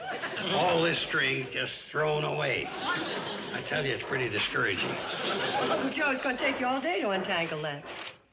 And what's wrong with an honest day's work? Billy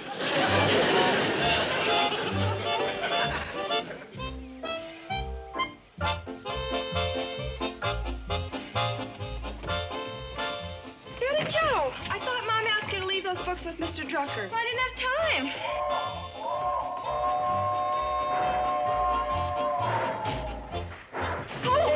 Sorry. Well, stay where you are. Oh, well, it was all my fault. No. It's mine. No, really, it was my fault.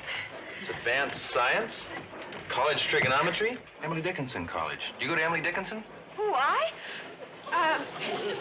This was entirely my fault.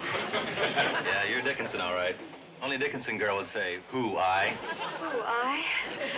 This was entirely my fault. Today I'm over at State College. I'm spending part of my vacation visiting some cousins in Hooterville. You on vacation? Well, this was all my fault. If I'd been looking where I was going, and instead of at you, he wouldn't have bumped. Here, let's sit down. Here? Say, you from around here? Around? Yeah. I think so. Yeah, that's good. Yes, I am from around here. How do you like Emily Dickinson? I like her. It. And they sure pour it on there, don't they? You mean, I'm afraid this was all my fault. What does he look like? I can't tell. I'll find out. You just can't. Oh, conductor. Oh, conductor. So you're on State's varsity basketball team. Sure. Honest? Say, you gonna have any free time while you're home from college? I might. After all, I don't have to spend all my time with my family. Someone call me? Oh, I did, conductor. Can you tell me where we are? Why, where we always are, Billy Joe. Oh, thank you, conductor. Hi, Betty Joe. Do you want to know where we are? Why, Floyd, how wonderful to see you again. Who, I? After all these weeks and months. After... Oh, of course. But it seems like only yesterday I saw you last. Hope you're going to be around for a while, Betty.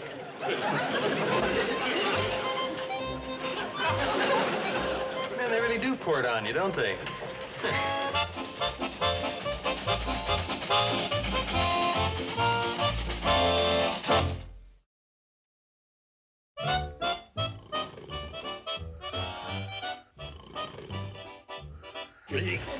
What's the big idea of waking the man?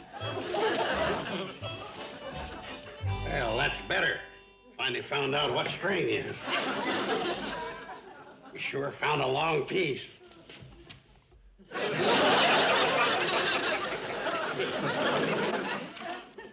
Think you're funny, huh? Will you try that again and I'll unravel you. There won't be enough left of you to wag your tail with. And that's a commotion. I've had all I can stand of this hound. This hotel ain't big enough for the two of us. It's either him or me. Shall we help him pack?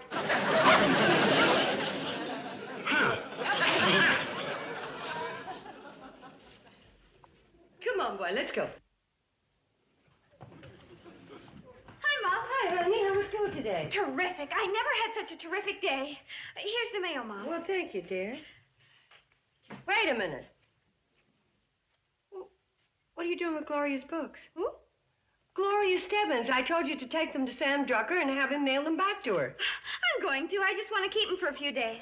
What for? You have no idea what I got out of these today. What? Mom, I feel like a different person. What? Psychology 3, elementary paleontology, Etruscan civilization. What do they do for you? Mom, just because Edward says I have a juvenile mind doesn't mean I have one. I'm interested in everything that's going on in the world. Did you know that State College hasn't lost a basketball game all this season? I mean, books like these expand a person's horizons. Expand their what? Horizon. Did you know that any girl who gets into Emily Dickinson College is considered brilliant? Really? Poor Edward. I won't have time to see so much of him from now on. Not unless he changes his mind about you being juvenile. Huh. If he apologized to me on his knees, I wouldn't have time to stop reading Etruscan trigonometry. Your horizons haven't expanded. They've busted out at the seams. And, you're going to let him think you go to Dickinson. Of course. If I told him the truth, it would shake his confidence in being able to judge people, especially women. Betty, you're not a woman, you're a girl. Oh, that's what I mean. If he knew that, it would really shake him. He wouldn't even take me to the movies tonight. To the where? And you're going? Only to show Edward he's dead wrong about me. He needs to have his eyes open.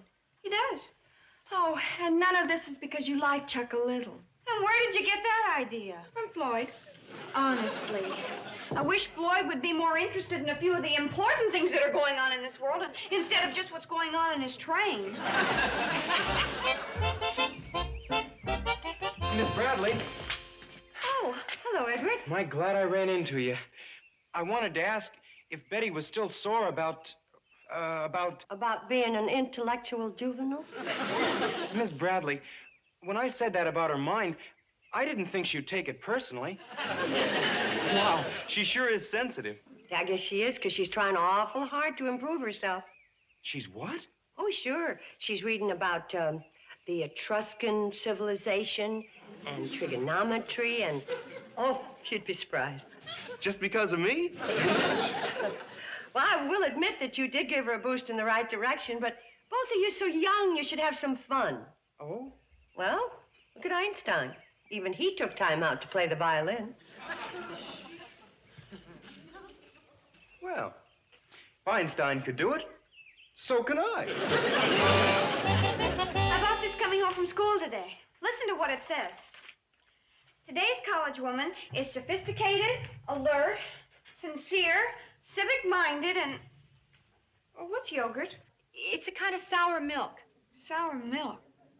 Yeah, sour milk. Today's college woman more or less lives on yogurt. Would that include any college woman or even at Emily Dickinson? I don't know. Well, there must be something to it. Sunglasses are out. False eyelashes after dark are the big in. Flat heels are for lectures and the discotheque. And extreme high heels are in only for the date on which the future may hang. And they do all that on yogurt? Well, 63% of all co-eds who were asked frankly admitted they came to college in hopes of meeting the right man.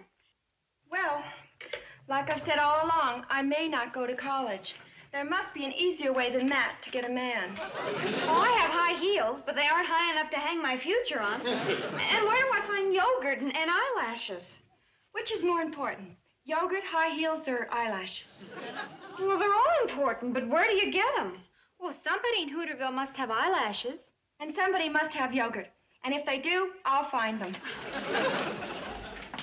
Floyd knows everybody. Ask him. Yeah, well, I'll have your order ready for you when you come in. Hey, Sam, you got any false eyelashes? Any what? False eyelashes.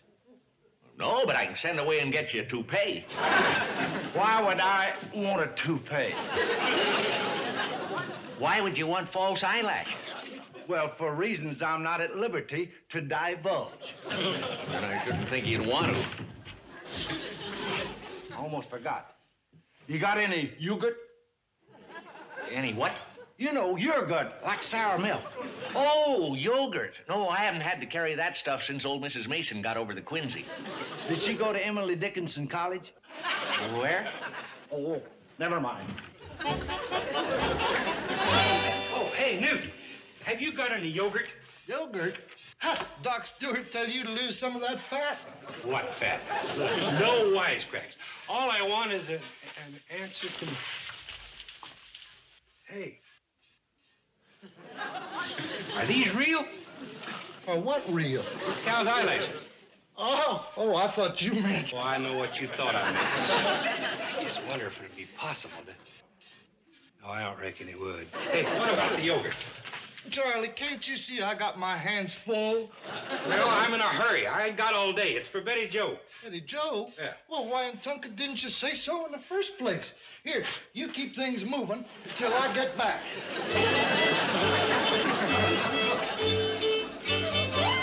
Oh, Joe, how are you? Mr. Douglas, we have a terrible problem. Do you have any false eyelashes? Any what? I mean, does Mrs. Douglas have any false eyelashes? Oh, yes, I suppose so. What size do you wear? Oh, they're not for me. They're for sort of a college co-ed. A college co-ed. Well, they're really for a man that's at State College. Oh, and do you have any high heel pumps? What course is this man taking? I don't know. Probably straight humanities. Lisa?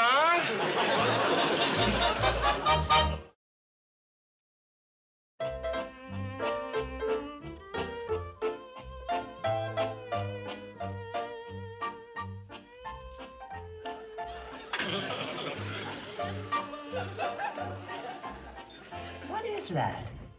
Yogurt. Well, you don't seem to be enjoying it very much. I just don't feel like stuffing myself. Mom, she has a date tonight. A date? She nervous? No, she's dieting. She has to diet. He's a college man. What's that got to do with it? Everything. College men like a girl that's... Hungry? I'll take that pork chop Betty Jo don't want. Just a second. Why, I ain't going out with no college fella. Betty Jo might change your mind about it. Oh, no. You can give all my dinner to Uncle Joe. Besides, I've got to go upstairs and get ready and everything. Everything is right. You know, when I was Betty Jo's age, college men like their girls plump. They got him plump. Why does this fella of yours think he has to go to college? Why didn't he go out and look for a job like I did? And like you're still doing. Sure, I'm still looking. Jobs ain't easy to find. You all want college men. Now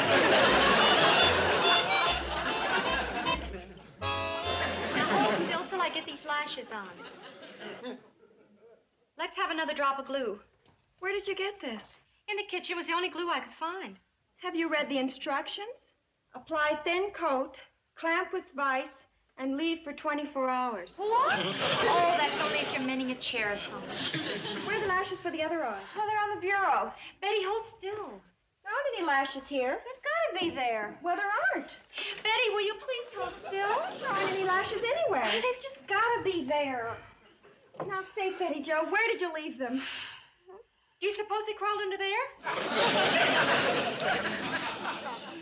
Oh, did you find my eyelash? No, it's dust. Oh, the train's in. Chuck will be here any minute. What am I going to do? He's going to think I only have one eye. Stop panicking and think. Now, where did you put them?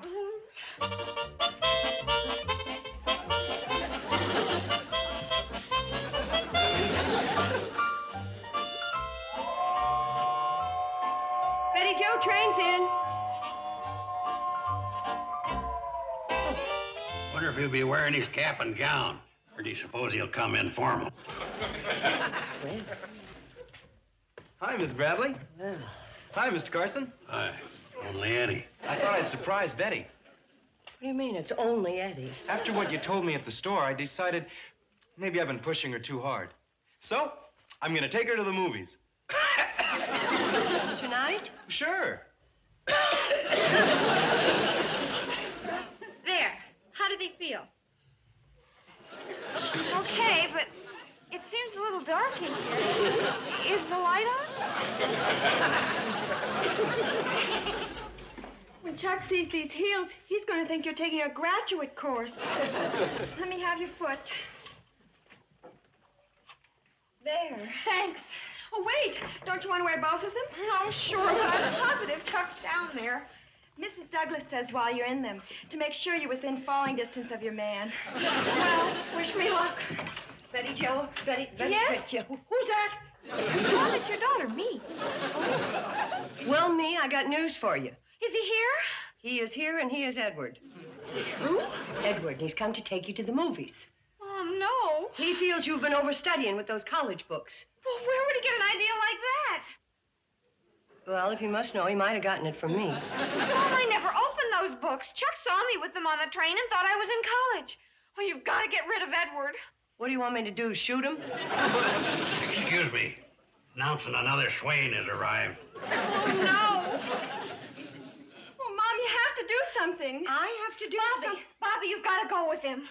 With Chuck? With Edward. Edward? Betty, he's a babe in arms. Well, you don't have to carry him. Just lead him. Please say you will, please.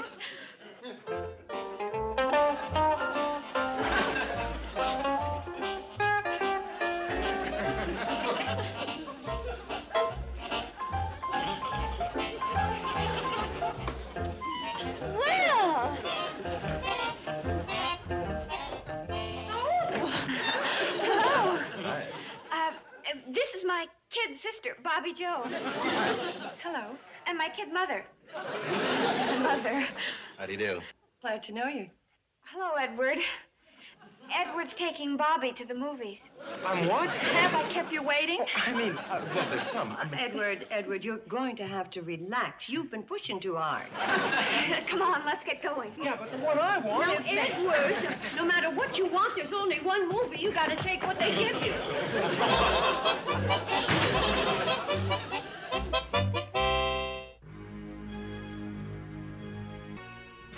Say, could you loan me 11 cents so I could get some popcorn?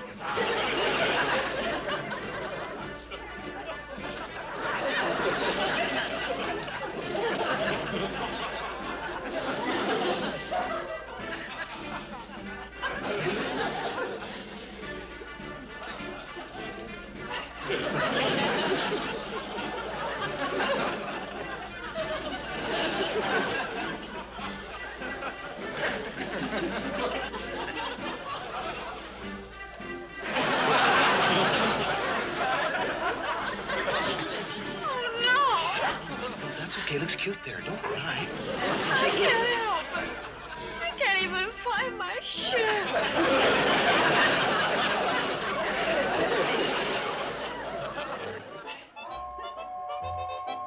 Here they come.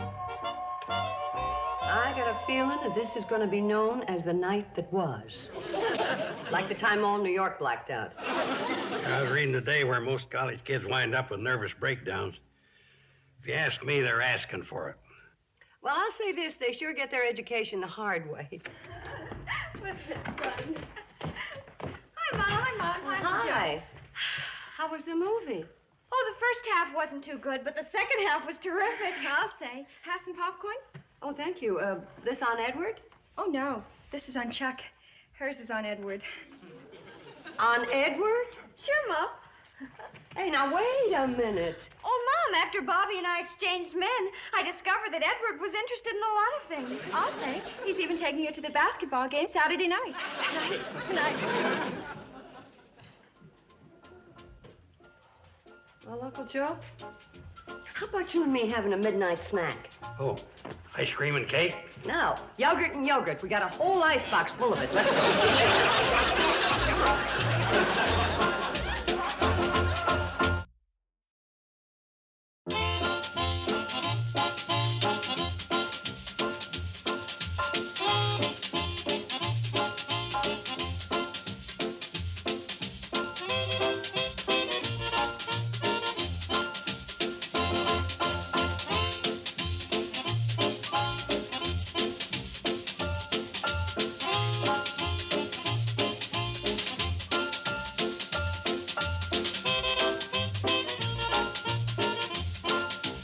Petticoat Junction.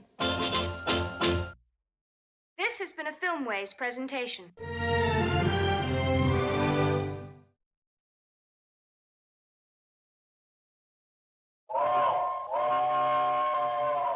Come ride the little train that is rolling down the tracks to the junction. Forget about your cares, it is time to relax at the junction. Lots of curves, you bet, and even more when you get to the junction. Petticoat Junction.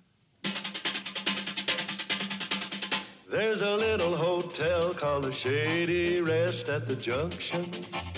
Petticoat Junction. It is run by Kate. Come and be her guest at the junction.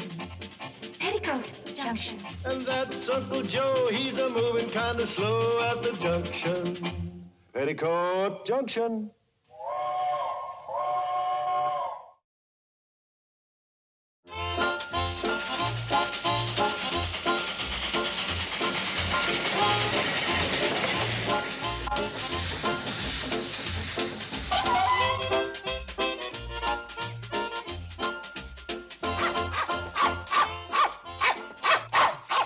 When are you going to learn not to say the obvious? We know the girls are here. Hi, girls. How'd you do today? Yeah. Oh, super. The principal said it was the largest midterm enrollment in the history of Hooterville High. 8 new students. My. I sure am lucky. I got Miss Higgins for algebra and Miss Ferdy for typing. Well, good. Betty Jo, did you get signed up? Oh, sure. The Hawks are playing Crabwell Corners in a practice game next Saturday. And then Hold it. I was talking about your studies. Oh, that. Yeah, oh, that. Let me see your schedule. First period gym, second period English, third period gym, fourth period lunch, sixth period gym. Young lady, how come you have 3 gym classes? That was all I could get without skipping my lunch hour. 1 gym class is enough for anybody. If you don't pay attention to your studies, your muscles are going to graduate before you do. You heard your mother, Betty Jo. Anyway, 1 gym period's aplenty. That's all I ever took, and look at the condition I'm in. Skip your lunch hour. So you've got 8 new students, huh? 7 girls and 1 boy. Well, I hope they're nice girls. You should see him. His name's Walter Thorpe. He's big and strong and handsome. He must be at least 6'4". He just towers over the home economics class. What's a big hulking guy doing in a home economics class? Blushing. He's the only boy in the class, and it's just awful the way the girls treat him. He looks like an embarrassed St. Bernard surrounded by a bunch of giggling nanny goats.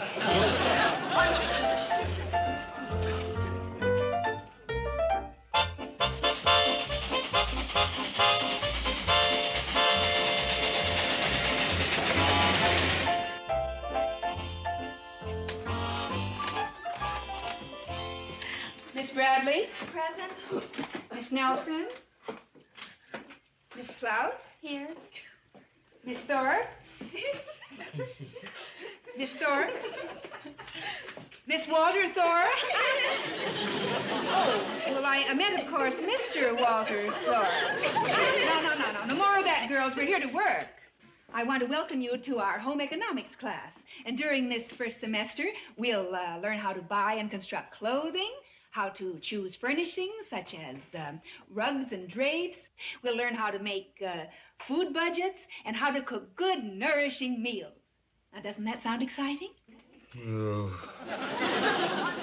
devote this first session to a matter that's dear to all of our feminine hearts, clothes. Now, let's think of some fashions that we might make right here in this class. There's a type of old-fashioned dress that's back in favor called a granny. Can any of you describe it? Henrietta? A granny is a high-necked, long-sleeved garment with a high bodice and a slightly gathered skirt. That's very accurate and concise. Now, can any of you girls and boy describe a shift? I know. A shift is when the quarterback gets the ball from the center and he hands it to the left. I mean, a shift is when you shove the gear from first into second. All right, girls. Walter knows more kinds of shifts than the rest of us. And if you gave him half a chance, he'd tell you a shift is a plain, sleeveless, straight dress, usually made out of cotton. Isn't it, Walter? Yeah, that's it. It's a straight, sleeveless dress usually made out of cotton.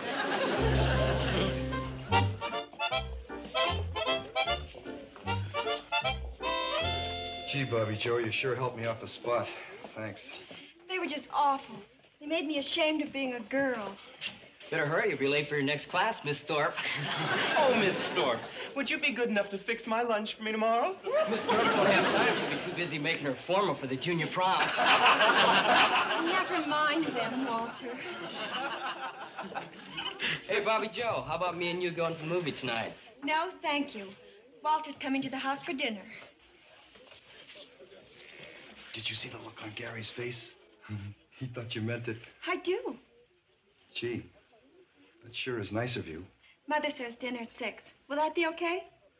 Well, I'll try, but it may take me quite a while to get into my granny. Bye.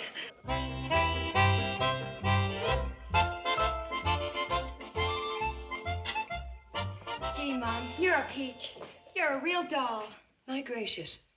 I thought I already gave you your allowance. I mean it. Most mothers would raise a fuss if their daughters brought home a stranger for dinner without asking permission. Well, honey, your friends are my friends. Am I the only one in this house that can count? There ain't no guest in the hotel. How come we got an extra chair set up at the dinner table? Walter's coming for dinner. Walter? Oh, that character in your home economics class. He's not a character. It so happens he's very athletic. Last year he won the 100-yard dash. That don't surprise me none.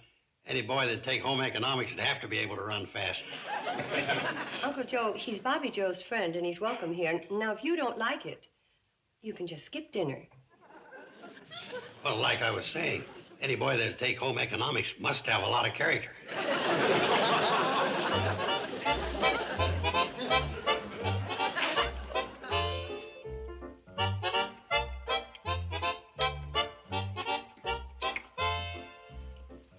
Walter? Mrs. Bradley, if I took home economics 12 times, I could never turn out a meal like this. Oh, you don't have to go that far to get a meal around here, but it helps. Let me ask you something, Walter. How come a big bruiser like you's enrolled in a sissy course like home economics? Uncle Joe, he gets enough of that at school. Oh, I don't mind from you folks. To answer your question, Mr. Carson, I'm taking a course in engineering, and I needed a half a credit toward graduation. And all the classes were filled up. That sounds reasonable. Oh, more pie, Walter? Oh, I couldn't. I could. Oh, you just did. I don't know where you put all that food. Who cares? After I swallowed it, it's on its own. Walter, don't worry about those silly high school girls. You'll find this hard to believe, but when I was that age, sometimes I was pretty ridiculous. Imagine those nincompoops laughing at this. Today in school, the teacher asked what a shift was. And Walter said it's when the quarterback threw the ball.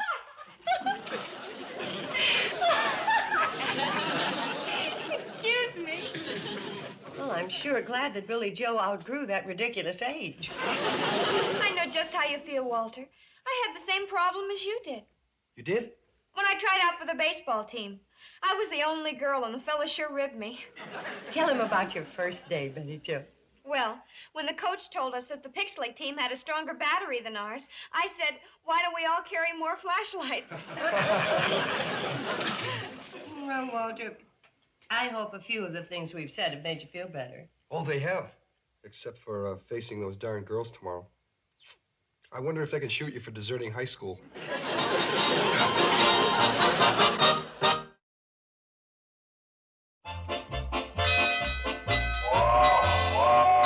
Girls, time for school. Girls, train's waiting.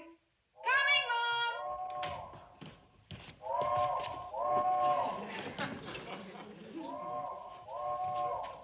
Floyd? Floyd, what are you doing? Who, me? Oh, I'm testing if you can hear the train whistle all the way up here. Oh, sure we can. Well, nobody showed up at the stop. Charlie and me figured you couldn't hear our toots.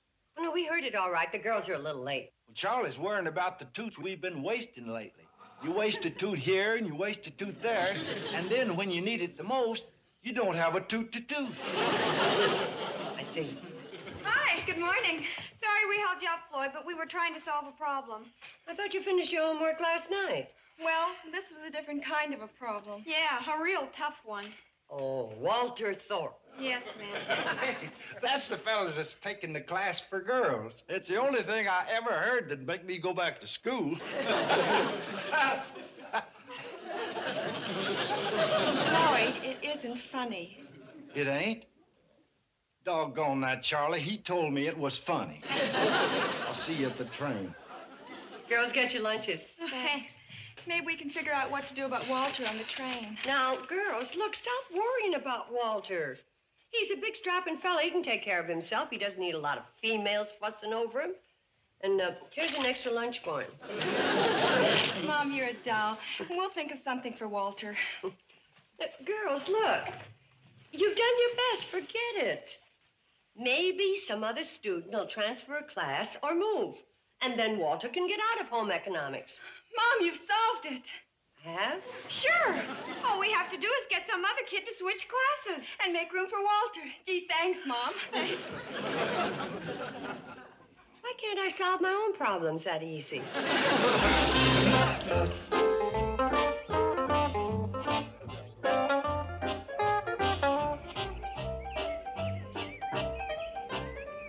Well, look, Betty Joe, I can't drop calculus. My major's electronics. And I thought you were such a bright boy. What do you mean? There's no future in electronics. There isn't? No, it's a dying field. If I were a man, do you know what I'd be? I'd be a fashion designer or a chef. Are you kidding? That's for girls. Oh, wait, Edward. I've got it. I don't know why I didn't think of it before. There is you. Where? Philosophy. You even look like him. Like who? Ralph Waldo Emerson. Yes, Edward, you should be a philosopher. What does a philosopher do? Well, for one thing, he thinks. Well, I'm thinking. I think you're trying to get me to switch classes so Walter Thorpe can get out of home economics. I'll see you around. Any luck? No, you? Nobody will cooperate. There's Lyle Cabot. If we can get him to drop typing, there'll be a vacancy for Walter. But typing's part of Lyle's course in accounting. Well, we'll just have to change his career. Hi, Lyle. How are you? Okay.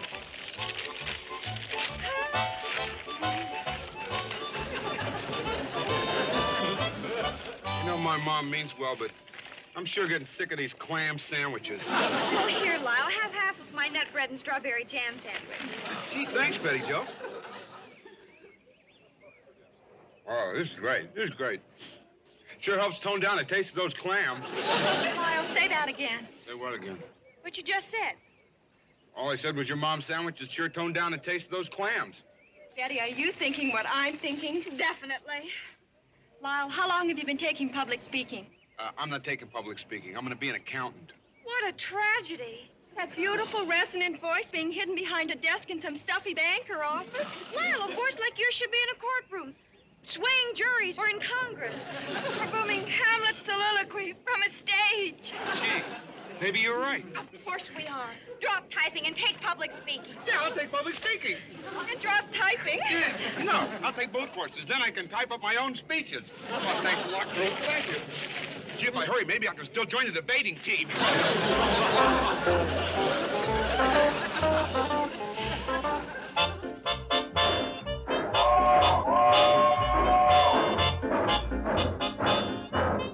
And I'll need 8 cans of apricots, 12 cans of lima beans, 6 cans of...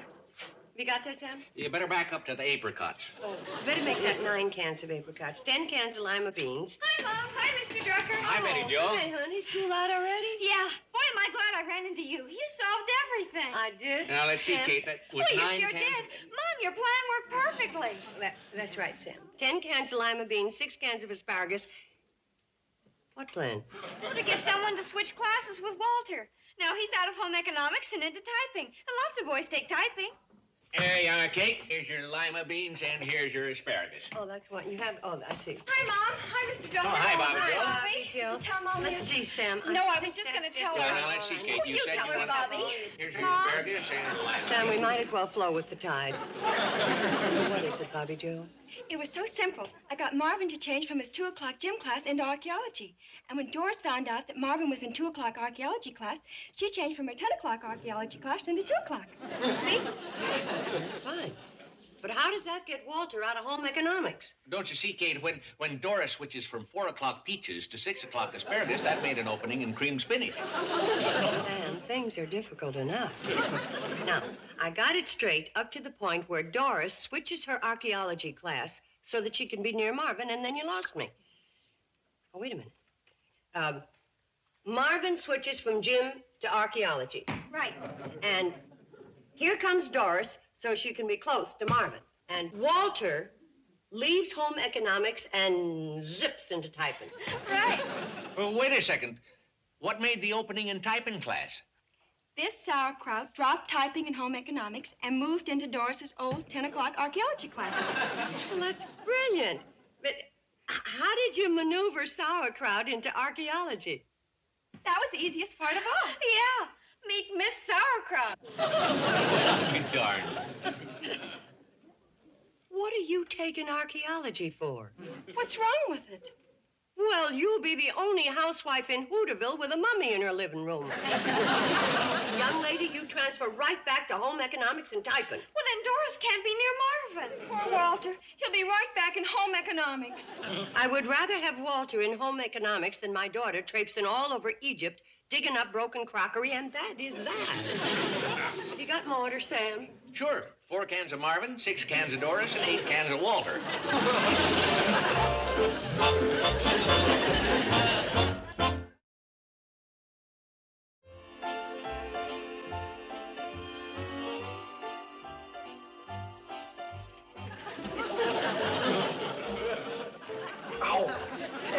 Give me your hand. Maybe I should take up knitting. It's less dangerous. You're doing fine. Oh, Sandra, you're coming along just fine. That'll be a beautiful rug for your family room. And girls, just look at Mildred's throw rug. At the rate she's going, she'll have it completed in another day. And how is your rug coming, Walter? Well, Walter has outdone us all. He's made a wall-to-wall carpet for his canary cage. People shouldn't speak unless they know what they're talking about. Anyone can see Walter's making a coaster for an egg cup. I'm sure that any egg cup that has Walter's coaster under it will be very proud of itself. Girls, just a minute. I want to give you your assignment for tomorrow. Now, listen closely. This is a very exciting challenge. I want you all to imagine that you are married. Now, I'll set the scene for you. It's late afternoon, and you're at home, and you get a phone call from your husband, or from your wife, as the case may be. And he or she is bringing home his or her boss. And you must prepare a dinner in 20 minutes for this very important occasion. Now, I want you all to think of it tonight. And then tomorrow, in class, you'll have exactly 20 minutes to prepare a full dinner. Now, you'll be judged on resourcefulness, speed, attractiveness of the table, and the taste of the food. Class dismissed.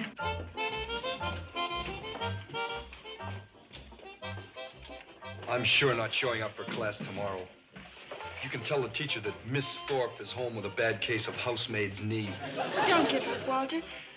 There must be a way out. Yeah, I know. Which way to Steuben's Bluff?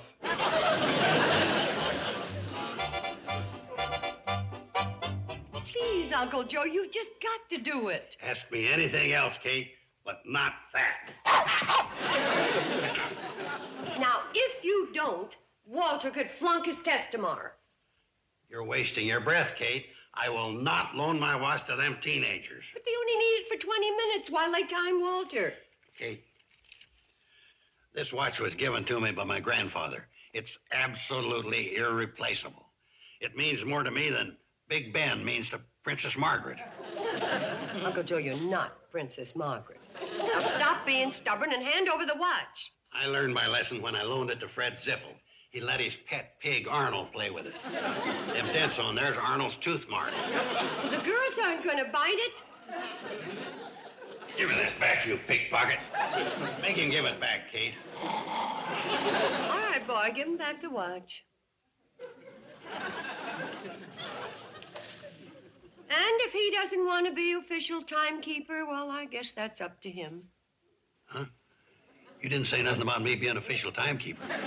Well, we've got Walter all set up in the kitchen. Well, fine. And your Uncle Joe has generously volunteered to be timekeeper. Okay, then we're all ready to go. Now, Uncle Joe, this has got to be split-second timing. When the big hand reaches the next minute, yell go. Okay. Oh, Mom, stay out of the kitchen during the test. Yes, ma'am. You girls are going to a lot of trouble for nothing.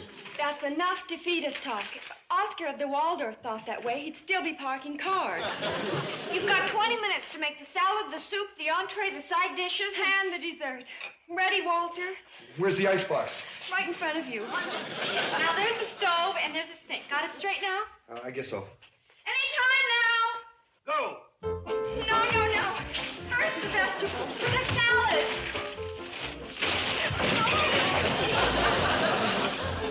Full start. Time out, Uncle Joe.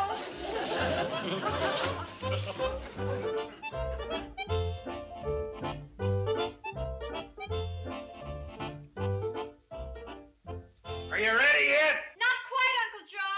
Well, hurry up. Uncle Joe, be patient. That's the 5th false start.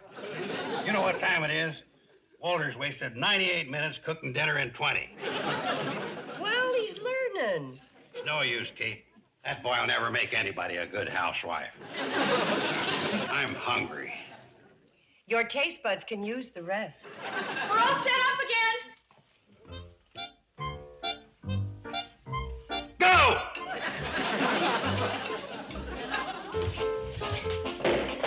Let the salad go. Yes, you can make it while your main course is cooking.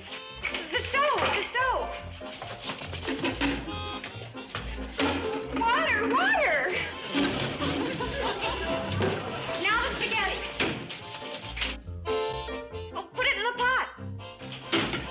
No. Take it out. Break it.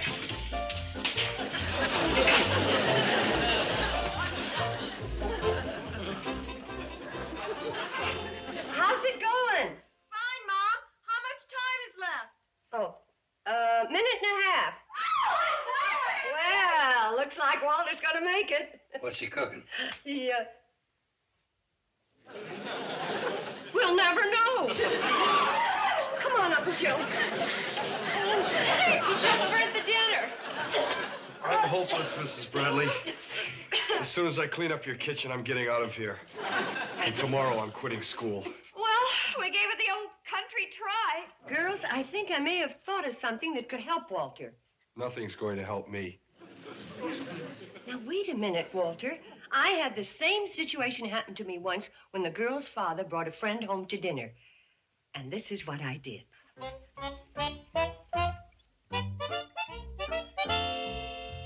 All right, class. Now, girls, you know the rules. You've been given a problem. Your husband has phoned that he's bringing home the boss to dinner, and you have only 20 minutes to prepare an attractive, tasty meal. Now, ready, set, go.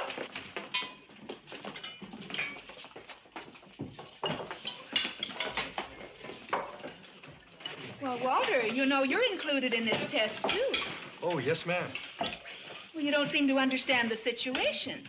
You're in charge of the household, and your wife has telephoned that she's bringing home the boss to dinner. Oh, I understand. But you only have 20 minutes to prepare the dinner. It's, no trouble. Well, then what would you do?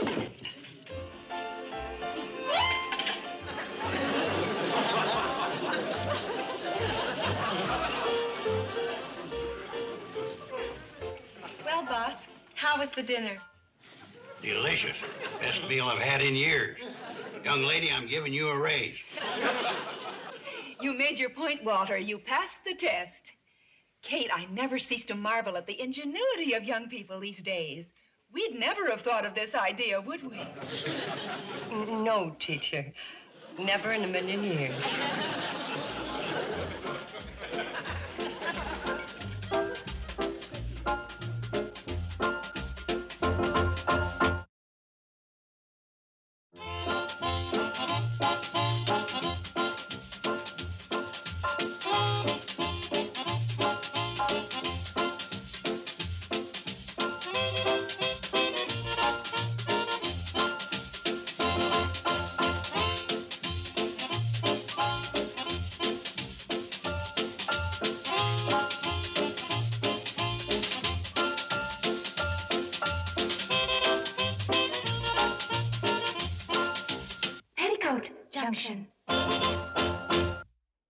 This has been a Filmways presentation.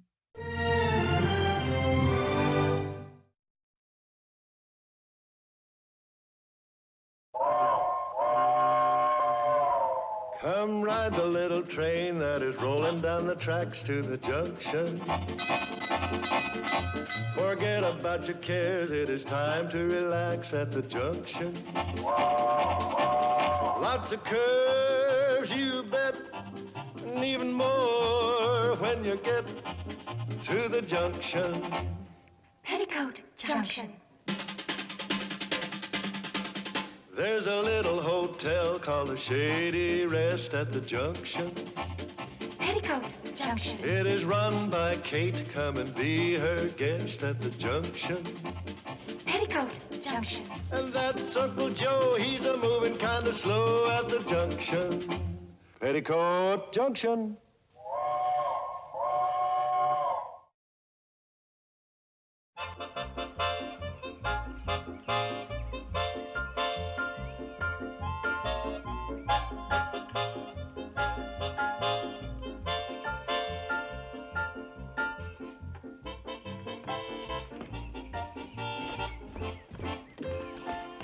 Hey, Kate, read this. Uncle Joe, I'm very busy.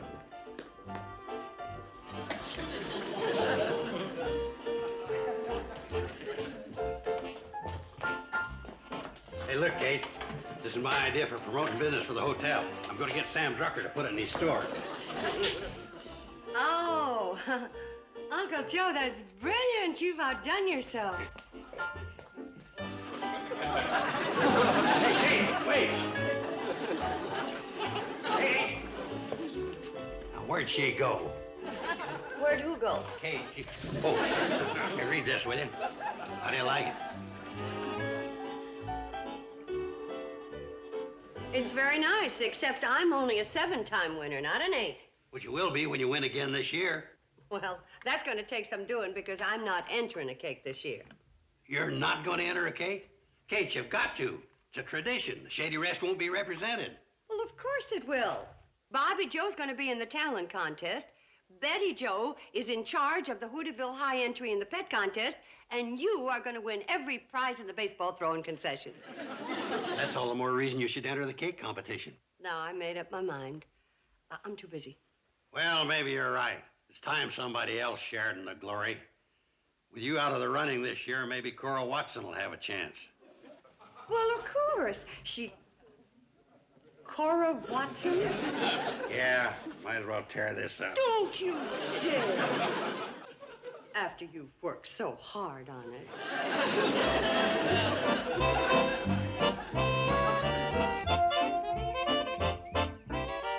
Gee, I wonder what's taking her so long. Don't worry about Betty Joe. If she's late, there's a good reason for it. Yeah, Doug, you can't rush picking a pet for the fair. It's not like we were electing a congressman or something. Betty Joe won for us last year with the woodchuck. Hey, here she is now. Oh, great. Is that it? Is that our entry? Well, wait till you see it. It's a What's in the surefire box? winner. I bet it's a porcupine. No, porcupines aren't cute. It's a beaver. Well, what are we guessing for? Open the box. Yeah. Well, there's always next year. We'd have a better chance if we entered the box. I think he's adorable. He'll run away with first prize. Yeah, in the kitchen appliance division, you could enter him as a garbage disposal. Don't listen to him, Everett. Everett? I considered William or even Albert. But look at him. From snout to tail, he's pure Everett. Boy, you sure goofed this time, Betty Joe. Hooterville High School will be the laughingstock of the whole fair. I'll say we will. Pixley High has got a cute lamb, and Crabwell Corners Prep has got a baby calf, and we've got this. This is going to be the winner. In a pig's eye. Please, if we enter this pig in the contest, the prestige of this committee will go down the drain. You're all wrong. And just to show you what I think of Everett's chances, if he doesn't win, I'll resign as shortstop for the Hooterville Hawks. I'll quit baseball forever. Gosh. Wow. Well, if she's that sure. I move that the committee give Betty Joe and Everett a vote of confidence. Second the motion. All those in favor say aye. Aye.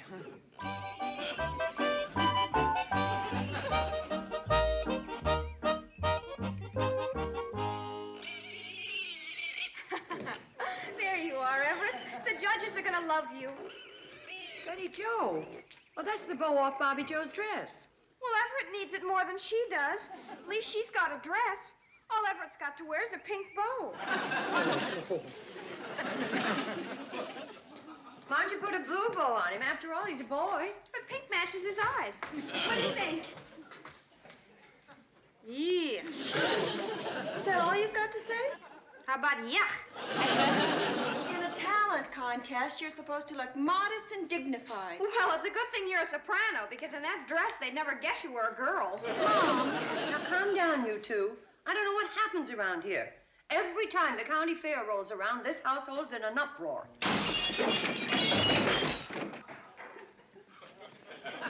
I don't know whether to call that a strike or not, Joe, because after all, you did hit something.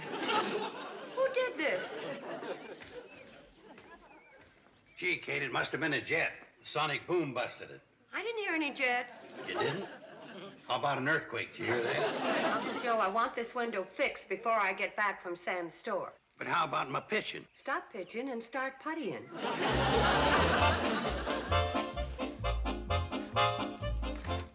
Devil's food cake. Wrong. Better have another pound of powdered sugar. Golden sponge cake. Sam, this is a cake baking contest, not a cake guessing contest. They could put flamin' toothpicks under my fingernails, and I wouldn't tell. Especially if you didn't know. Okay, don't tell me. Sam, it isn't that I don't trust you. It's supposed to be a secret. That's all right, don't tell me. Well, you could let it slip, and if one of the other ladies in the baking contest found out, they could go me one better. Like if I made a 7-layer cake, they'd make an 8-layer cake. Don't explain. Just don't tell your oldest, best, most trusted friend who stuck with you through thick and thin, fair and foul. It's a pineapple upside-down cake. Sickness and health. Sam, I just told you it's a pineapple upside-down cake. Yeah, I heard you. I just wanted you to know what a good friend I'd been. I guess you need some pineapples. Yeah, 2 big ones. And that was 2 pounds of cherries and a bunch of bananas. Sam, all I want is 2 big... Morning, ladies. Watermelons. Bradley, whatever are you doing here? Oh, just ordering my ingredients for the baking contest, same as you. Well, we don't want to rush you, Kate. We'll be glad to wait. Oh, thank you, girls. Sam, let's see now. I'll have some shredded coconut, fudge, licorice, half a pound of soybeans, and some rubber cement. That's to hold the cake together.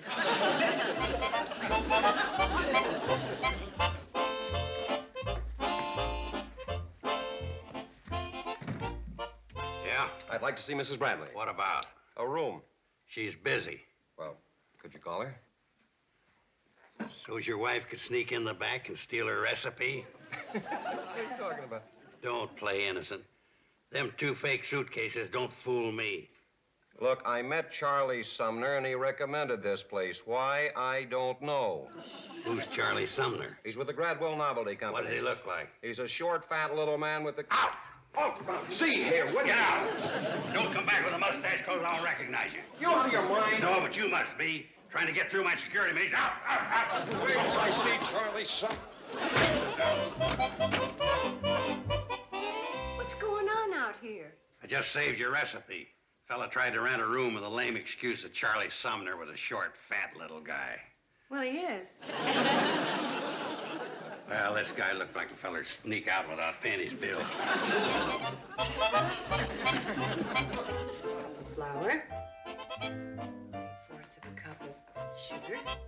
2 teaspoons of baking powder. Mom, can I put this on Everett? Oh, sure. Wait a second. That's the bow off my good dress.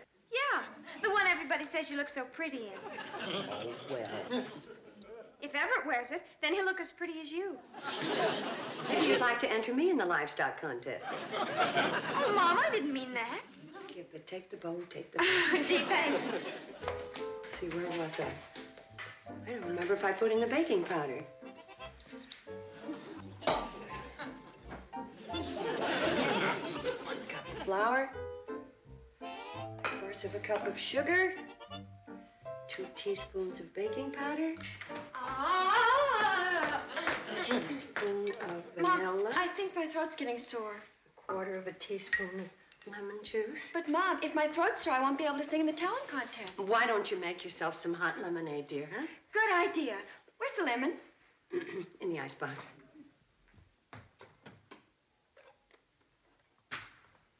Where's the sugar? I have it right here. Where's the tea kettle? It's on the stove where it's been for the last 10 years. Are you sure you're going to be able to find your mouse by yourself? I'll be back when the tea kettle whistles. I'm looking forward to it. I can't remember. I don't remember. I know I put in the vanilla. I don't remember if I put in the baking powder.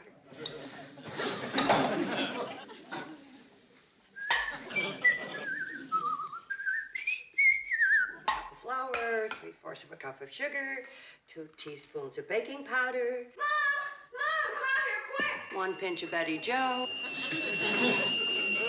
1 whistling tea kettle. 1 nervous breakdown.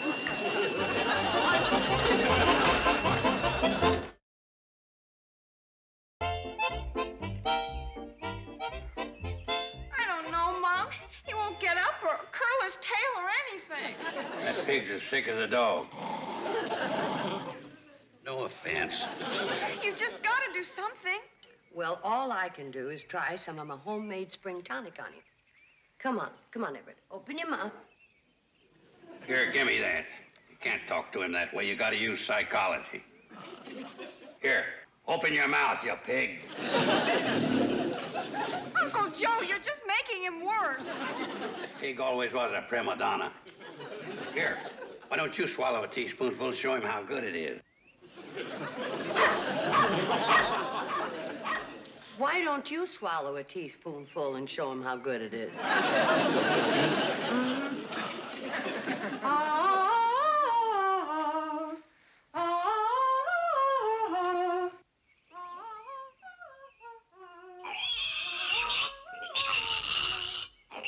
at Everett. Everett, you're you again.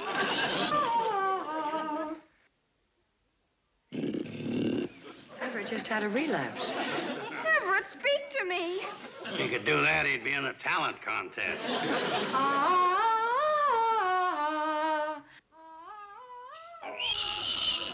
It's amazing. He's well again. That pig's got the 24-second virus. Just got an idea. Bobby Joe, would you come down here, please? Oh, MacDonald had a farm, E-I-E-I-O. Now, And on this farm he had a pig, E-I-E-I-O. With an oink oink here, oink oink Do there. you hear that, there an Everett? oink, there an oink, She's everywhere singing an oink. your song.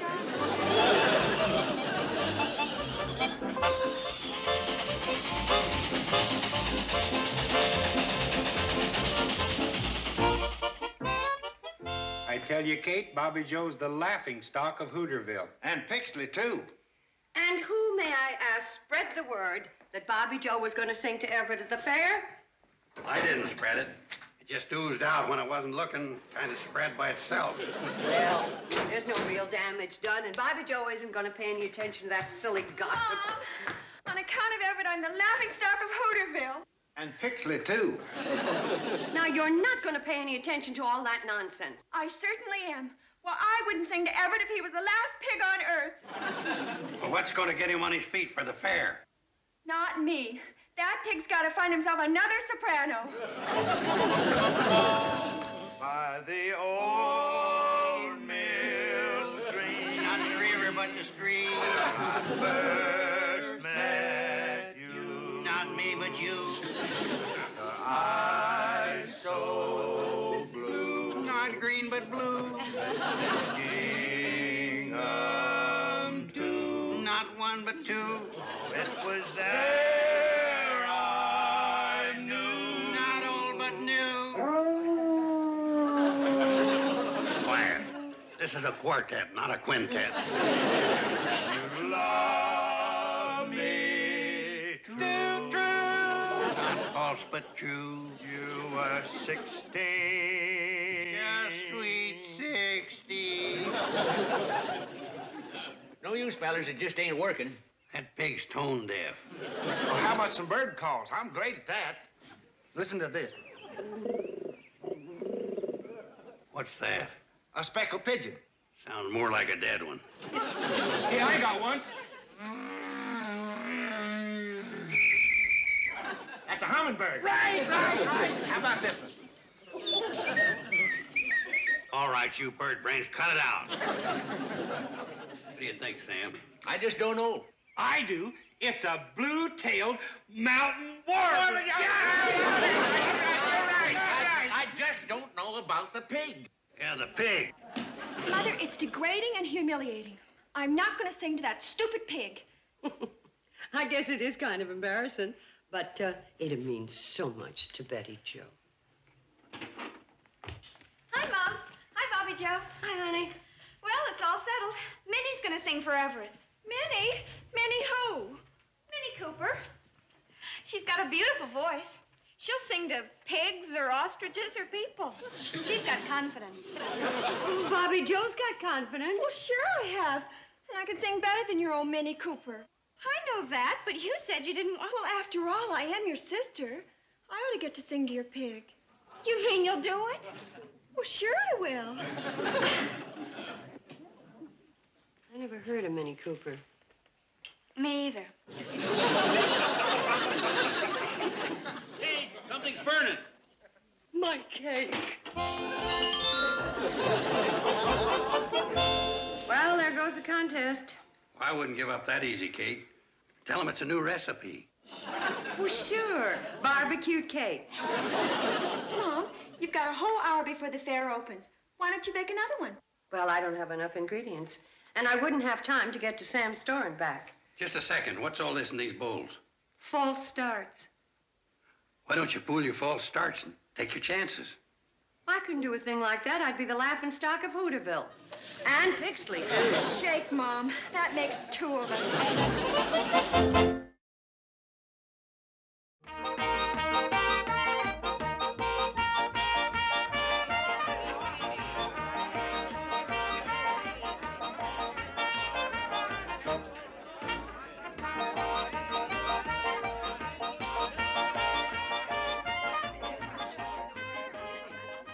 Kate, what in heaven's name is that?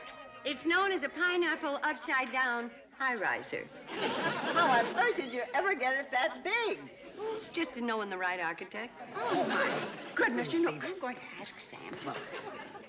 Those false starts sure paid off. Yes, and I owe it all to Uncle Joe. You know, I never thought I'd hear myself saying those words.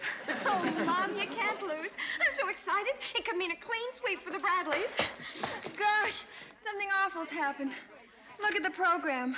The pig judging and the talent contest are at the same time. Oh, Mom, how could they do such a thing to me and Everett? Well, I don't know, Betty Jo, but you can ask Bobby Joe to give up the talent contest. There goes our clean sweep. I'm sorry, Betty Jo, but I can't be in two places at once. Two places at once. That's it!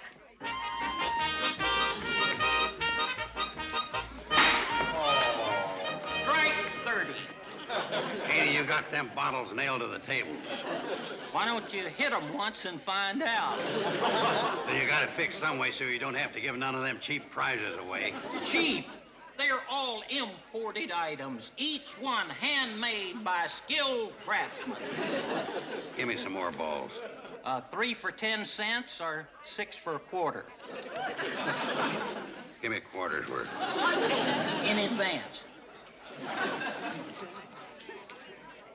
Try it with your eyes closed this time. Maybe you'll get lucky. Uncle Joe!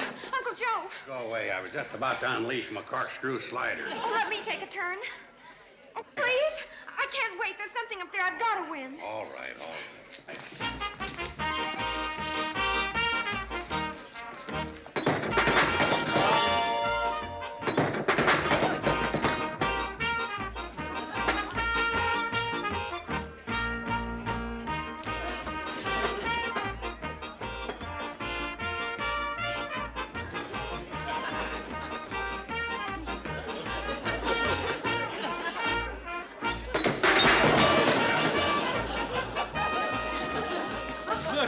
Little girl pitch. I taught her everything she knows. Lucky for her, she forgot it. All right, Haney, she won the grand prize.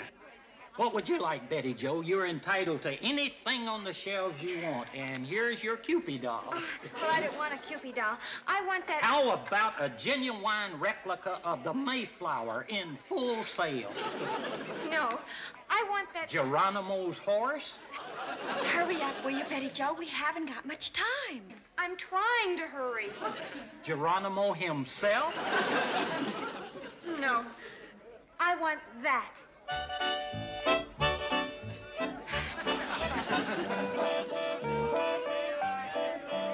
All right, ladies.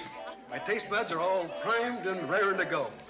Kate, I think I'll start with yours. Oh. That sure is a beauty. Now stand back, everybody. This time I'm going to try a curve. If you want to hit anything, you better try basketball. Kate, this sure looks delicious. Ball, ball.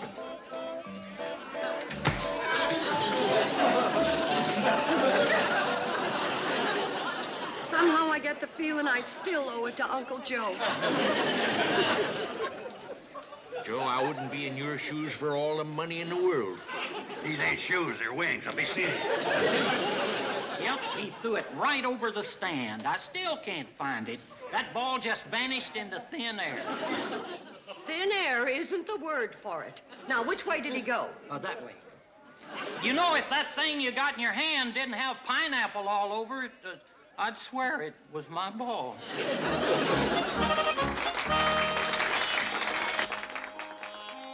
Beautiful dreamer, wake unto me.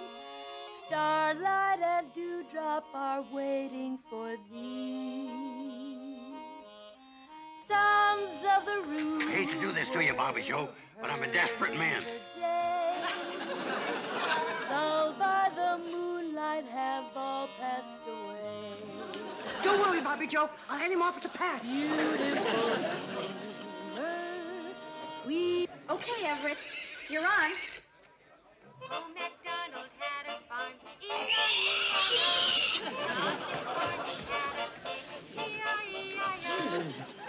I just passed Bobby Joe at the talent contest. Where's she hiding? Right here, Mom. Where'd you get the tape recorder? I wanted it at the pitching booth. Isn't that a coincidence? That's where I lost the cake contest. Did you see Uncle Joe? Oh, yeah, I went that way. Oh.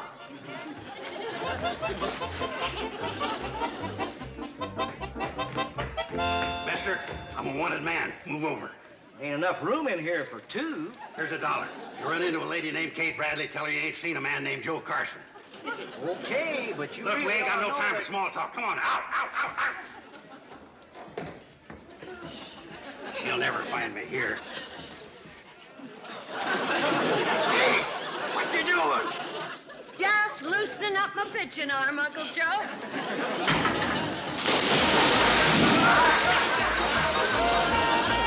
Let's see my boys, please.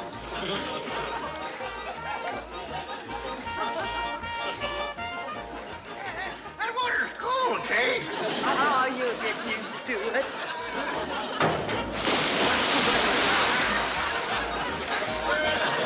Okay, lay off, will you?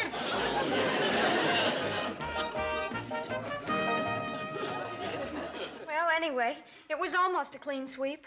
It's a shame about the cake, Mom. Yeah, I wish you could have won a trophy. Oh, don't be so bad. I won something even better than a trophy. What? A Cupid doll.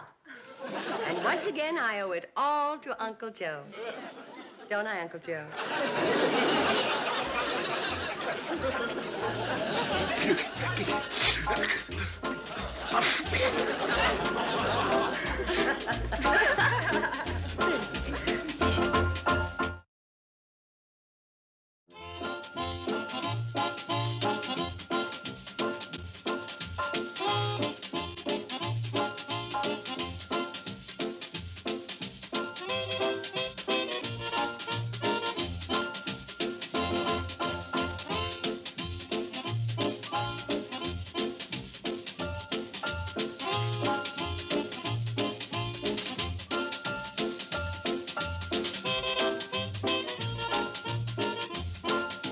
Petticoat Junction.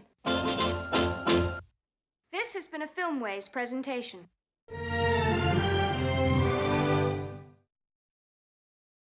Plating এর idea already চিন্তা করা আছে। হ্যাঁ, এখন just এটা হয়ে গেলে প্লেটিংটা করে দিই। 14 মিনিট বাকি। কস্টিং শুরু করে দাও। কস্টিং হয়নি, প্লেটিংটা পরে কস্টিংটা শেষ করে ফেলবেন। আমি জাস্ট এখন ক্লিন করছি তো যতটুকু নাস।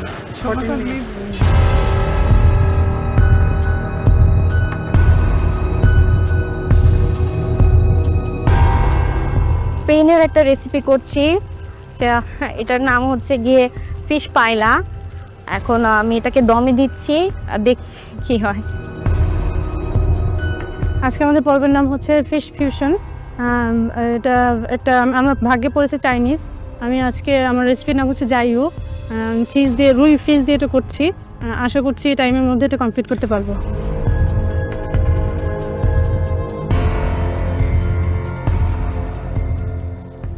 আজকে আমি করছি মেক্সিকোর একটা ডিশ, পেসকাডো আলা ভারকুজানা। আজকে আমি ফার্স্ট টাইম মেক্সিকান কোনো ডিশ করছি, তারপর ফিশ দিয়ে ফিউশন। আজকে আমার রেসিপি ছিল ফ্রেঞ্চ কুইজিন। তো দেশি মাসে ফ্রেঞ্চ কুইজিনের কোনো একটা ডিশ আমাকে করতে হচ্ছে। আমি আমার মেন ডিশ হিসেবে রাখছি হচ্ছে ফ্রেঞ্চ বিস্ক স্যুপ, সেটা হচ্ছে বল দিয়ে করতেছি আমি, বল পিস দিয়ে। আমার স্যুপ মোটামুটি হয়ে গেছে, আমি জাস্ট একটু টেস্ট করে এটা নামাই ফেলবো। আমার অলরেডি আমি এটা রোল ভাজবো আর হচ্ছে টোস্ট রেডি করবো, দেখছি।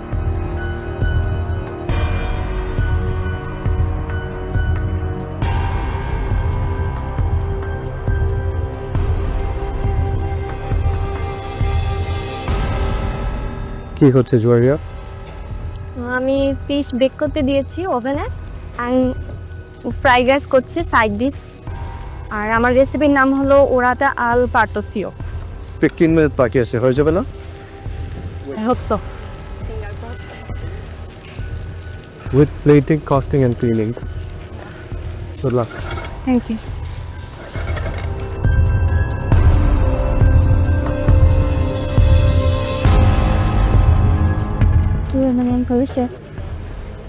Thai cuisine. জি। দেখে বোঝা যাচ্ছে। We can smell the Thai flavors. আমার অলমোস্ট হয়ে গিয়েছে, স্টিমড ফিশ করছি আর সাথে হচ্ছে স্টিকি রাইস। Very nice.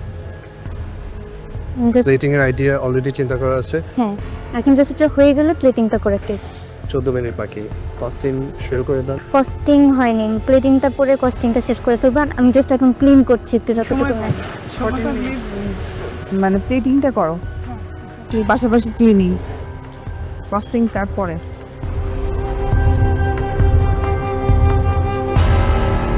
কি অবস্থা? জি আলহামদুলিল্লাহ ভালো। আজকে আমার মেক্সিকান ডিশ পেসকাডো আলা ভারকুজানা। কি ফিশ নিয়েছো? আজকে আমি বোয়াল। বোয়াল? জি।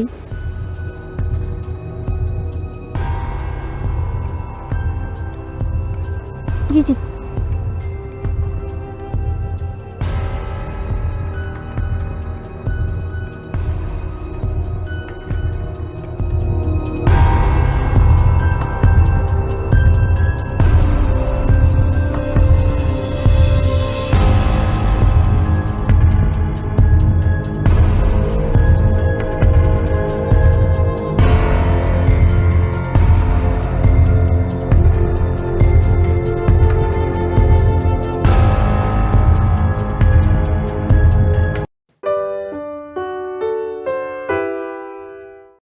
কি রান্না করছেন মূলা দিয়ে? আমি করব ক্রিস লরেন উইথ রেডিশ আর হচ্ছে একটা সুইট বাইট করব রেডিশ দিয়ে। আজকে আপনার জন্য পাস্তা রান্না করতেছি মূলা দিয়ে। মূলা দিয়ে পাস্তা? ইন্টারেস্টিং।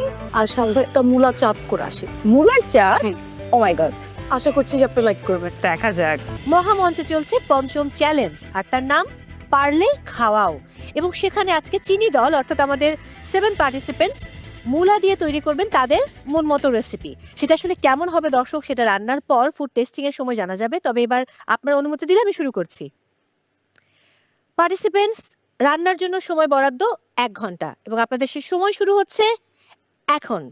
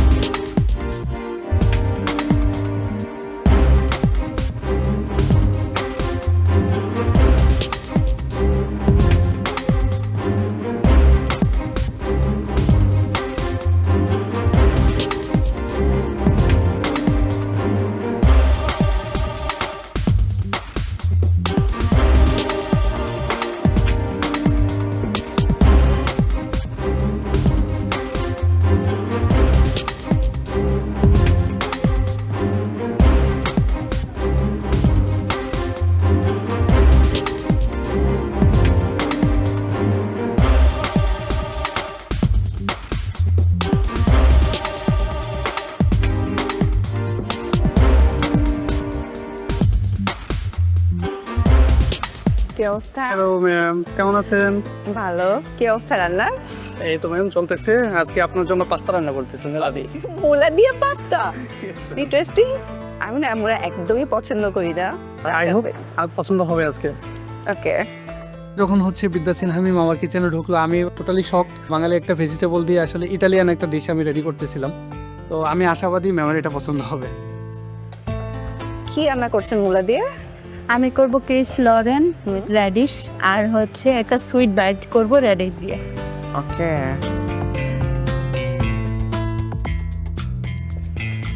আপনি কি করছেন মূলা দিয়ে আজকে? আমি সে মূলা আর চিকেন দিয়ে একটা আচারি কারি করছি আর সাথে একটা মূলা চাপ করে আসি। মূলার চাপ?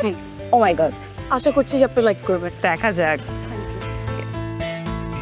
রান্না করতে করতেই ম্যাম যখন আমাদের মহামঞ্চে এন্ট্রি নিলেন তখনই আমি থমকে গেছি যে এখন যে চ্যালেঞ্জটি দিয়েছে সে এখন নিজে এসে টেস্ট করবেন।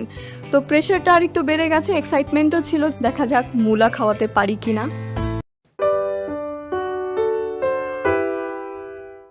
যে আজকে বটম 2 পার্টিসিপেন্ট আমাদের কাছ থেকে বিদায় নেবেন তারা হচ্ছেন ডক্টর মুনিম এবং মাইমুনা। আমি তাদেরকে অনুরোধ করব এবারের সিজনের জন্য এই মহামঞ্চ ছেড়ে বিদায় নিতে।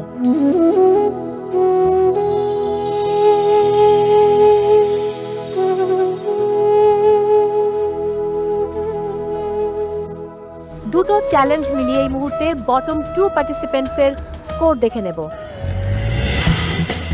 ডক্টর মুনিম হোসাইন 37.6, মাইমুনা আক্তার 40.6।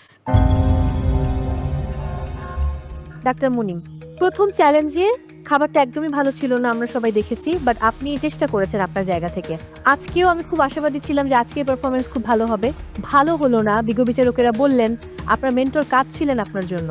আপনি আসলে এই মুহূর্তে কি বলতে চান আমাদের উদ্দেশ্যে? সেরা রাঁধুনির এই মহামঞ্চের যে লেভেল, সেই লেভেলের জন্য আমি রেডি না। এই লেভেলে ওঠার জন্য আমাকে আরও অনেক পরিশ্রম করতে হবে, আমাকে আমার এক্সপার্টিস অনেক বাড়াতে হবে। আমার ফোকাসের কোনো ত্রুটি ছিল না। প্রবলেম যেটা, সেটা হচ্ছে আমার স্কিল, আমার এক্সপার্টিস, আমার টেকনিকগুলো স্বল্প সময়ের মধ্যে ধরে একটা আউটপুট দেওয়ার যে ক্ষমতা, সেটা এখনও সেরা রাঁধুনির মহামঞ্চের লেভেল পর্যন্ত ওঠেনি। শেফ, মাইমুনা এবং মুনিম, এই দুজনের উদ্দেশ্যে কি বলার আছে? মাইমুনা আর মুনিম, তাদের দুজনের জন্য আমি বলতে চাই ইটস ভেরি আনফর্চুনেট। আমার অনেক আশা ছিল দুজনকে নিয়েই, but both of them are right. It is true যে they are not yet ready for the challenge. So next time be more prepared and come back. We will wait for you next সিজনে।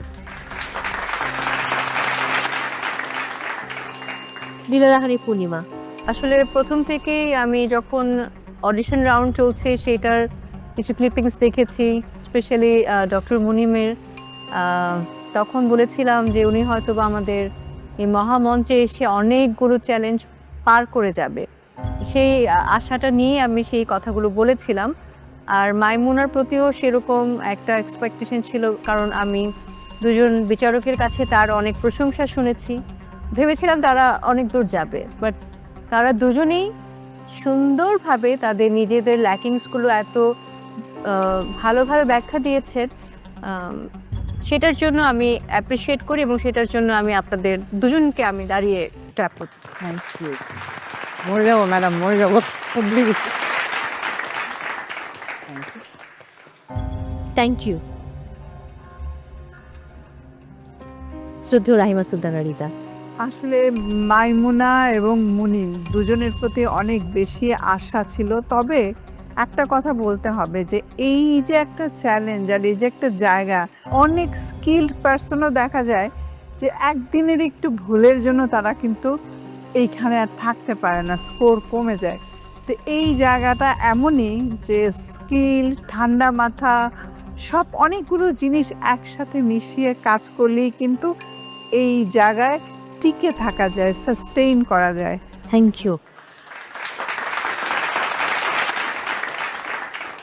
মাহফুজুর রহমান, মাইমুনাকে নিয়ে কি বলবেন? আসলে এই মহামঞ্চে ছোট ছোট ভুল একজন মানুষকে তার নিজের স্বপ্ন থেকে অনেক দূরে সরিয়ে দেয়। এটা মাইমুনার আজকের এই রেজাল্টটা একটা সব থেকে বড় উদাহরণ আমার কাছে মনে হয়। আর থাকে না যে পরিবারের একটা সব থেকে আশাবাদী বাচ্চাটা যদি কিছু হয়, এটা অনেকে আশাহত হয়। আমিও ঠিক তেমন। মাইমুনাকে নিয়ে আমি অনেক আশাবাদী ছিলাম, সে হয়তো সামনে আরও অনেক অনেক ধাপ অতিক্রম করবে। সেই জায়গা থেকে আমার অনেক খারাপ লাগছে, কিন্তু আমি যেটুকু মাইমুনাকে চিনি সে অনেক স্ট্রং মেন্টালিটি থেকে আসছে, তার হচ্ছে অনেক স্ট্রং যেই বুদ্ধিগুলো থাকে, তীক্ষ্ণ বুদ্ধি দিয়ে সে সামনে অনেক দূরে এগোবে, তার জন্য আমার অনেক অনেক শুভকামনা। Thank you. নাদিয়া নাতাশা। আমি আসলে গ্র্যান্ড অডিশনে ছিলাম, বাইরে থেকে দেখেছিলাম ডক্টর মুনিমের রান্না। তো আমার কাছে মনে হয়েছিল ও অনেক কিছু পারে বা অনেক স্ট্রং একটা মানুষ এই জায়গায় ক্ষেত্রে। বাট দুটো এপিসোডে যখন ও কাজ করেছে, আমার যেটা মনে হয়েছে ওর নলেজের অনেক অভাব আছে। এটা বেসিক আমাদের অনেকেরই থাকে, যেহেতু আসলে সেই প্রফেশনের না। সো ওই জায়গাটায় হয়তো আমি যতটুকু দিয়েছিলাম ও অতটুকু নিতে পারিনি। বাট আজকে যেটা করেছে সে আসলে পুরোপুরি এফোর্ট দিয়েছিল। ওই জায়গাটাও আমার খারাপ লাগাটা আছে, যে চেষ্টা করেছে সে অ্যাটলিস্ট যাওয়ার আগে। সো হয়নি, খারাপ তো লাগবে, কারণ আমার টিমের একজন চলে যাচ্ছে, ওই জায়গাটায় খারাপ লাগছে। বাট আমি জানি যে সে আবার ব্যাক করবে, নিশ্চয়ই শিখে সে আবার আসবে, তার জন্য সবসময় শুভকামনা থাকে। Thank you. এবার যেটা আসলে রুলস, যে আজকে বটম 2 পার্টিসিপেন্ট আমাদের কাছ থেকে বিদায় নেবেন, তারা হচ্ছেন ডক্টর মুনিম এবং মাইমুনা। আমি তাদেরকে অনুরোধ করব এবারের সিজনের জন্য এই মহামঞ্চ ছেড়ে বিদায় নিতে।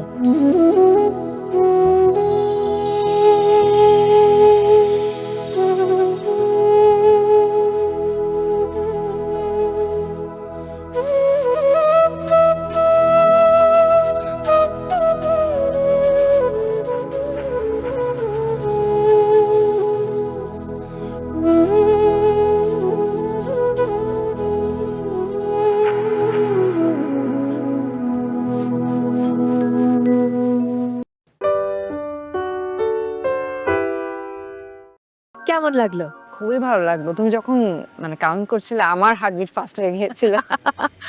10, 9, 8, 7, 6 পার্টিসিপেন্টস, আর মাত্র 10 মিনিট বাকি আছে। এই 10 মিনিটের মধ্যে কুকিং ডান করতে হবে, প্লেটিং করতে হবে, costing and kitchen cleaning. So হাতে সময় একেবারেই নেই। আমি বলবো আরেকটু ফাস্ট করতে হবে সবকিছু। ওকে?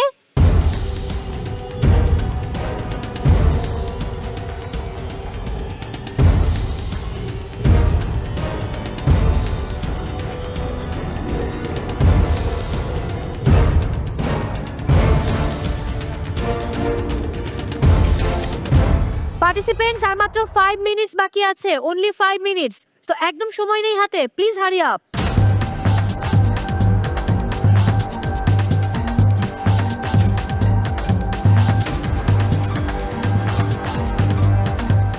Fast fast. দয়া কস্টিংটা চেক করেন।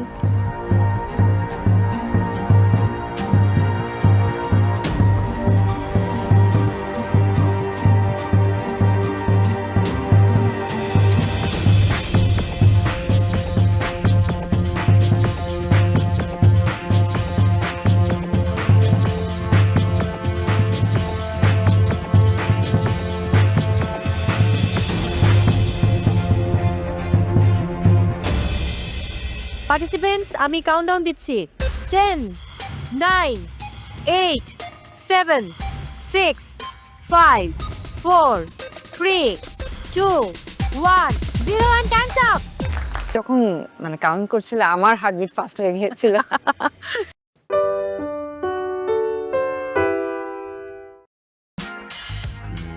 Bỏ tay ô. Để đến mai em làm về thi quân viên xong.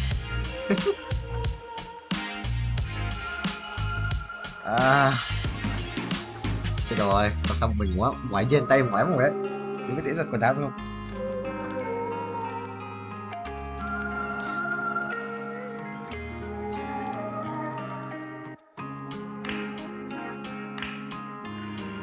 Thôi anh thấy càng ngày càng kinh hơn hồi đầu, hồi cần đầu ấy. Không ai tập phải lưng sự lỗ lưng ấy. Ta chơi kiểu như là kéo hết cỡ của cái 27 xong rồi lên 32 kiểu được mấy trăm là xong. Tay trái yếu điên thề, cổ tay của tay trái ấy, yếu điên.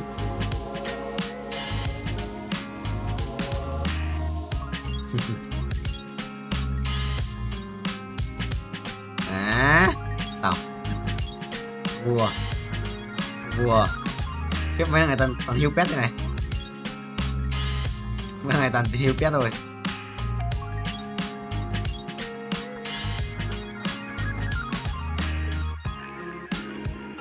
Cái là gì? À, đây rồi. Anh ngủ sớm mà. Thế sao đi tắm? Không rồi anh giặt đồ một ít đồ của anh vào thôi. Anh nào mới ta xem chưa hết một tập. Ta xem một tập đó, tập một học ta vào mình xem ta xem một tập. Phim Hàn Quốc. Tao không xem season 3.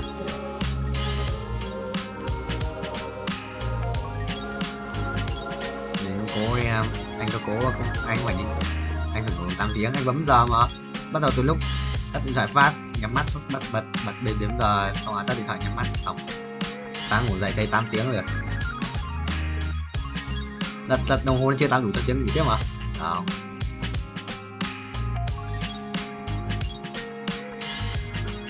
Mai mới tao mày nhầm về đấy.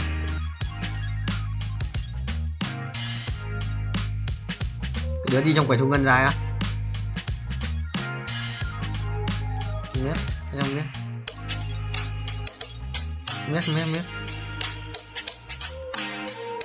À đây đi.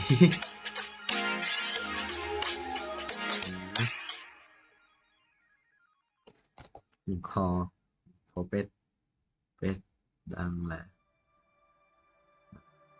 chia tay mà.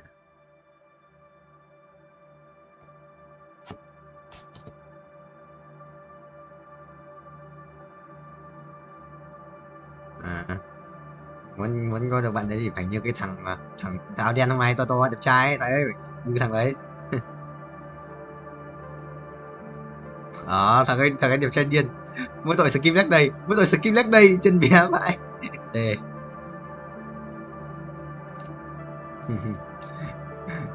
Đẹp trai điên. Người chơi đẹp điên mà, mỗi tội chân như nó không tập chân mấy. Cái lúc mình ra nó nói cảm thấy ông kia là bắt đầu từ tuần sau bắt đầu tập chân đây đấy, để tập chân.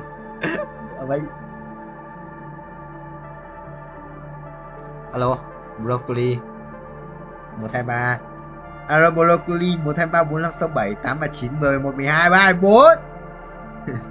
Anh gào phát lần Tuấn nổ tay ấy. Bên cạnh còn to hơn mà. Nhưng mà vẫn phải như vậy. Trung Hoa.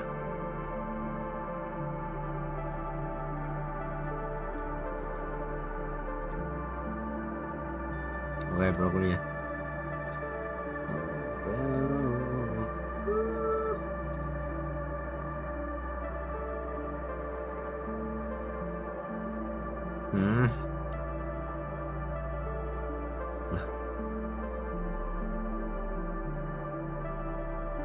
Anh với em rồi.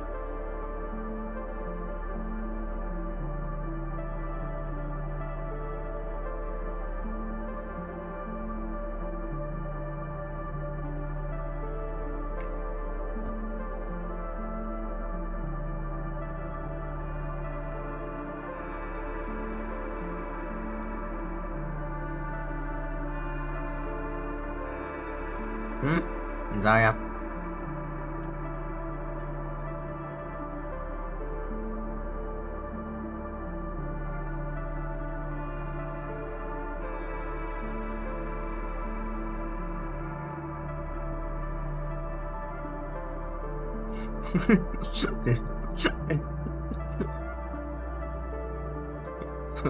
Bội thường không cần tiếng Anh đâu ra. Bội thường không có tiếng Anh đầu ra. Bội thường đầu ra không cần tiếng Anh. Bữa bữa mà em.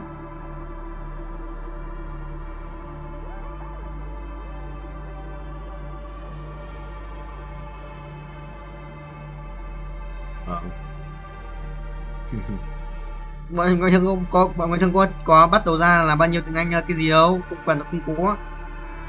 Được mà.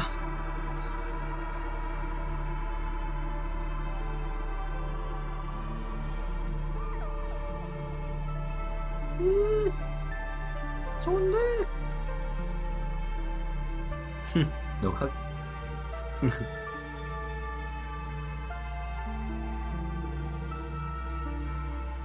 Má của ấy là phế đấy. Có gì đấy? Mini Race Daily Left trùng qua kiếm baby pet bằng cái kia sao?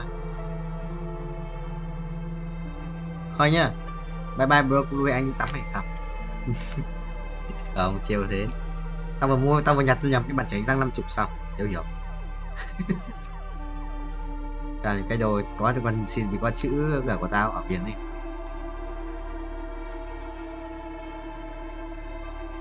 Cái này có chữ của tao thôi, còn đâu không có thì không phải.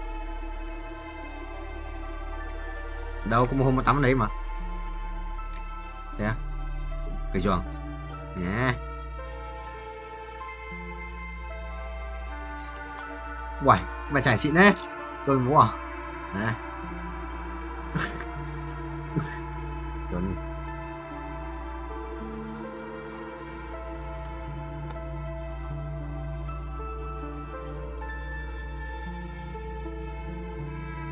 Mềm phết, được hết.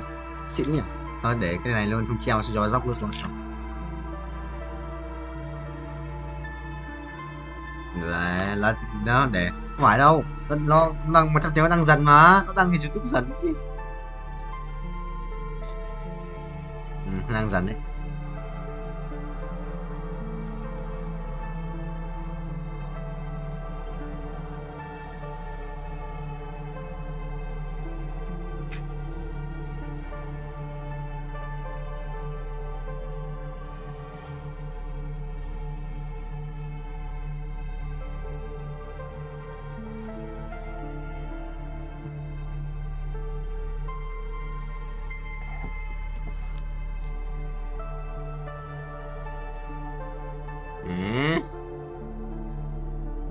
Mày chạy tóc à? Mày chạy tóc ngay xong.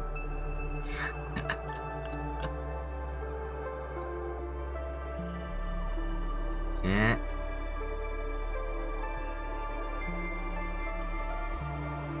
What the hell ai? Yeah. Kinh. Chả kinh. Mày thích gọi đồ ít không? Biết rồi. Mày gọi như Hoàng Minh, gọi nước lã không? Đấy.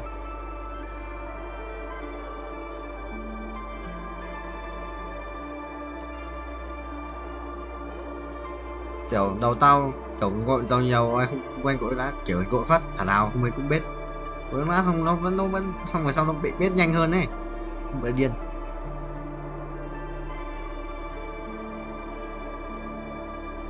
Game rồi. Mỏi tay quá.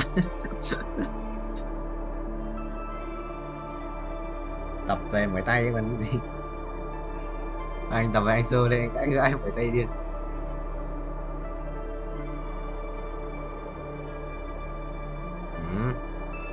Phải rồi.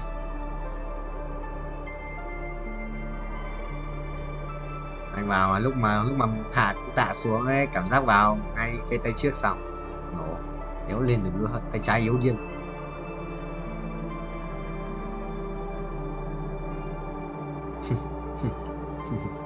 Tại lúc nào mình cũng nghĩ là nhẹ nó không làm đâu ấy, lý do vậy đấy. Nó có đầu thì cũng nghĩ nhẹ nó không làm đâu vậy đấy.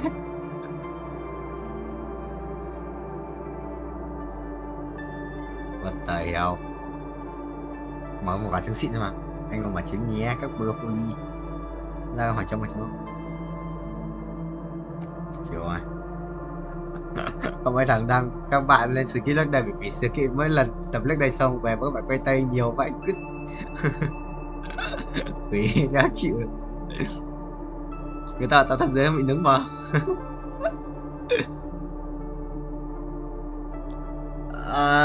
Đâu 2 tuần lên để cho nó thay mới một lần nữa nên là 2 tuần quay lại một lần đấy là như thế.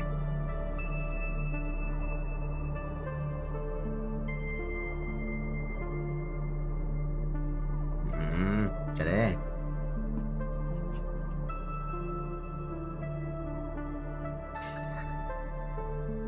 No not November. Nhanh nhở, mới trung thu tháng năm ngoái xong giờ là trung thu à. Hiểu có lấy vợ đâu. Không có. Hả?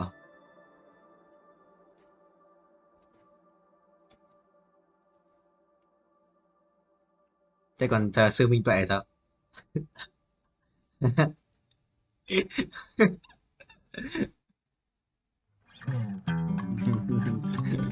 Mấy thằng ấy đây, mấy thằng ép quay ấy.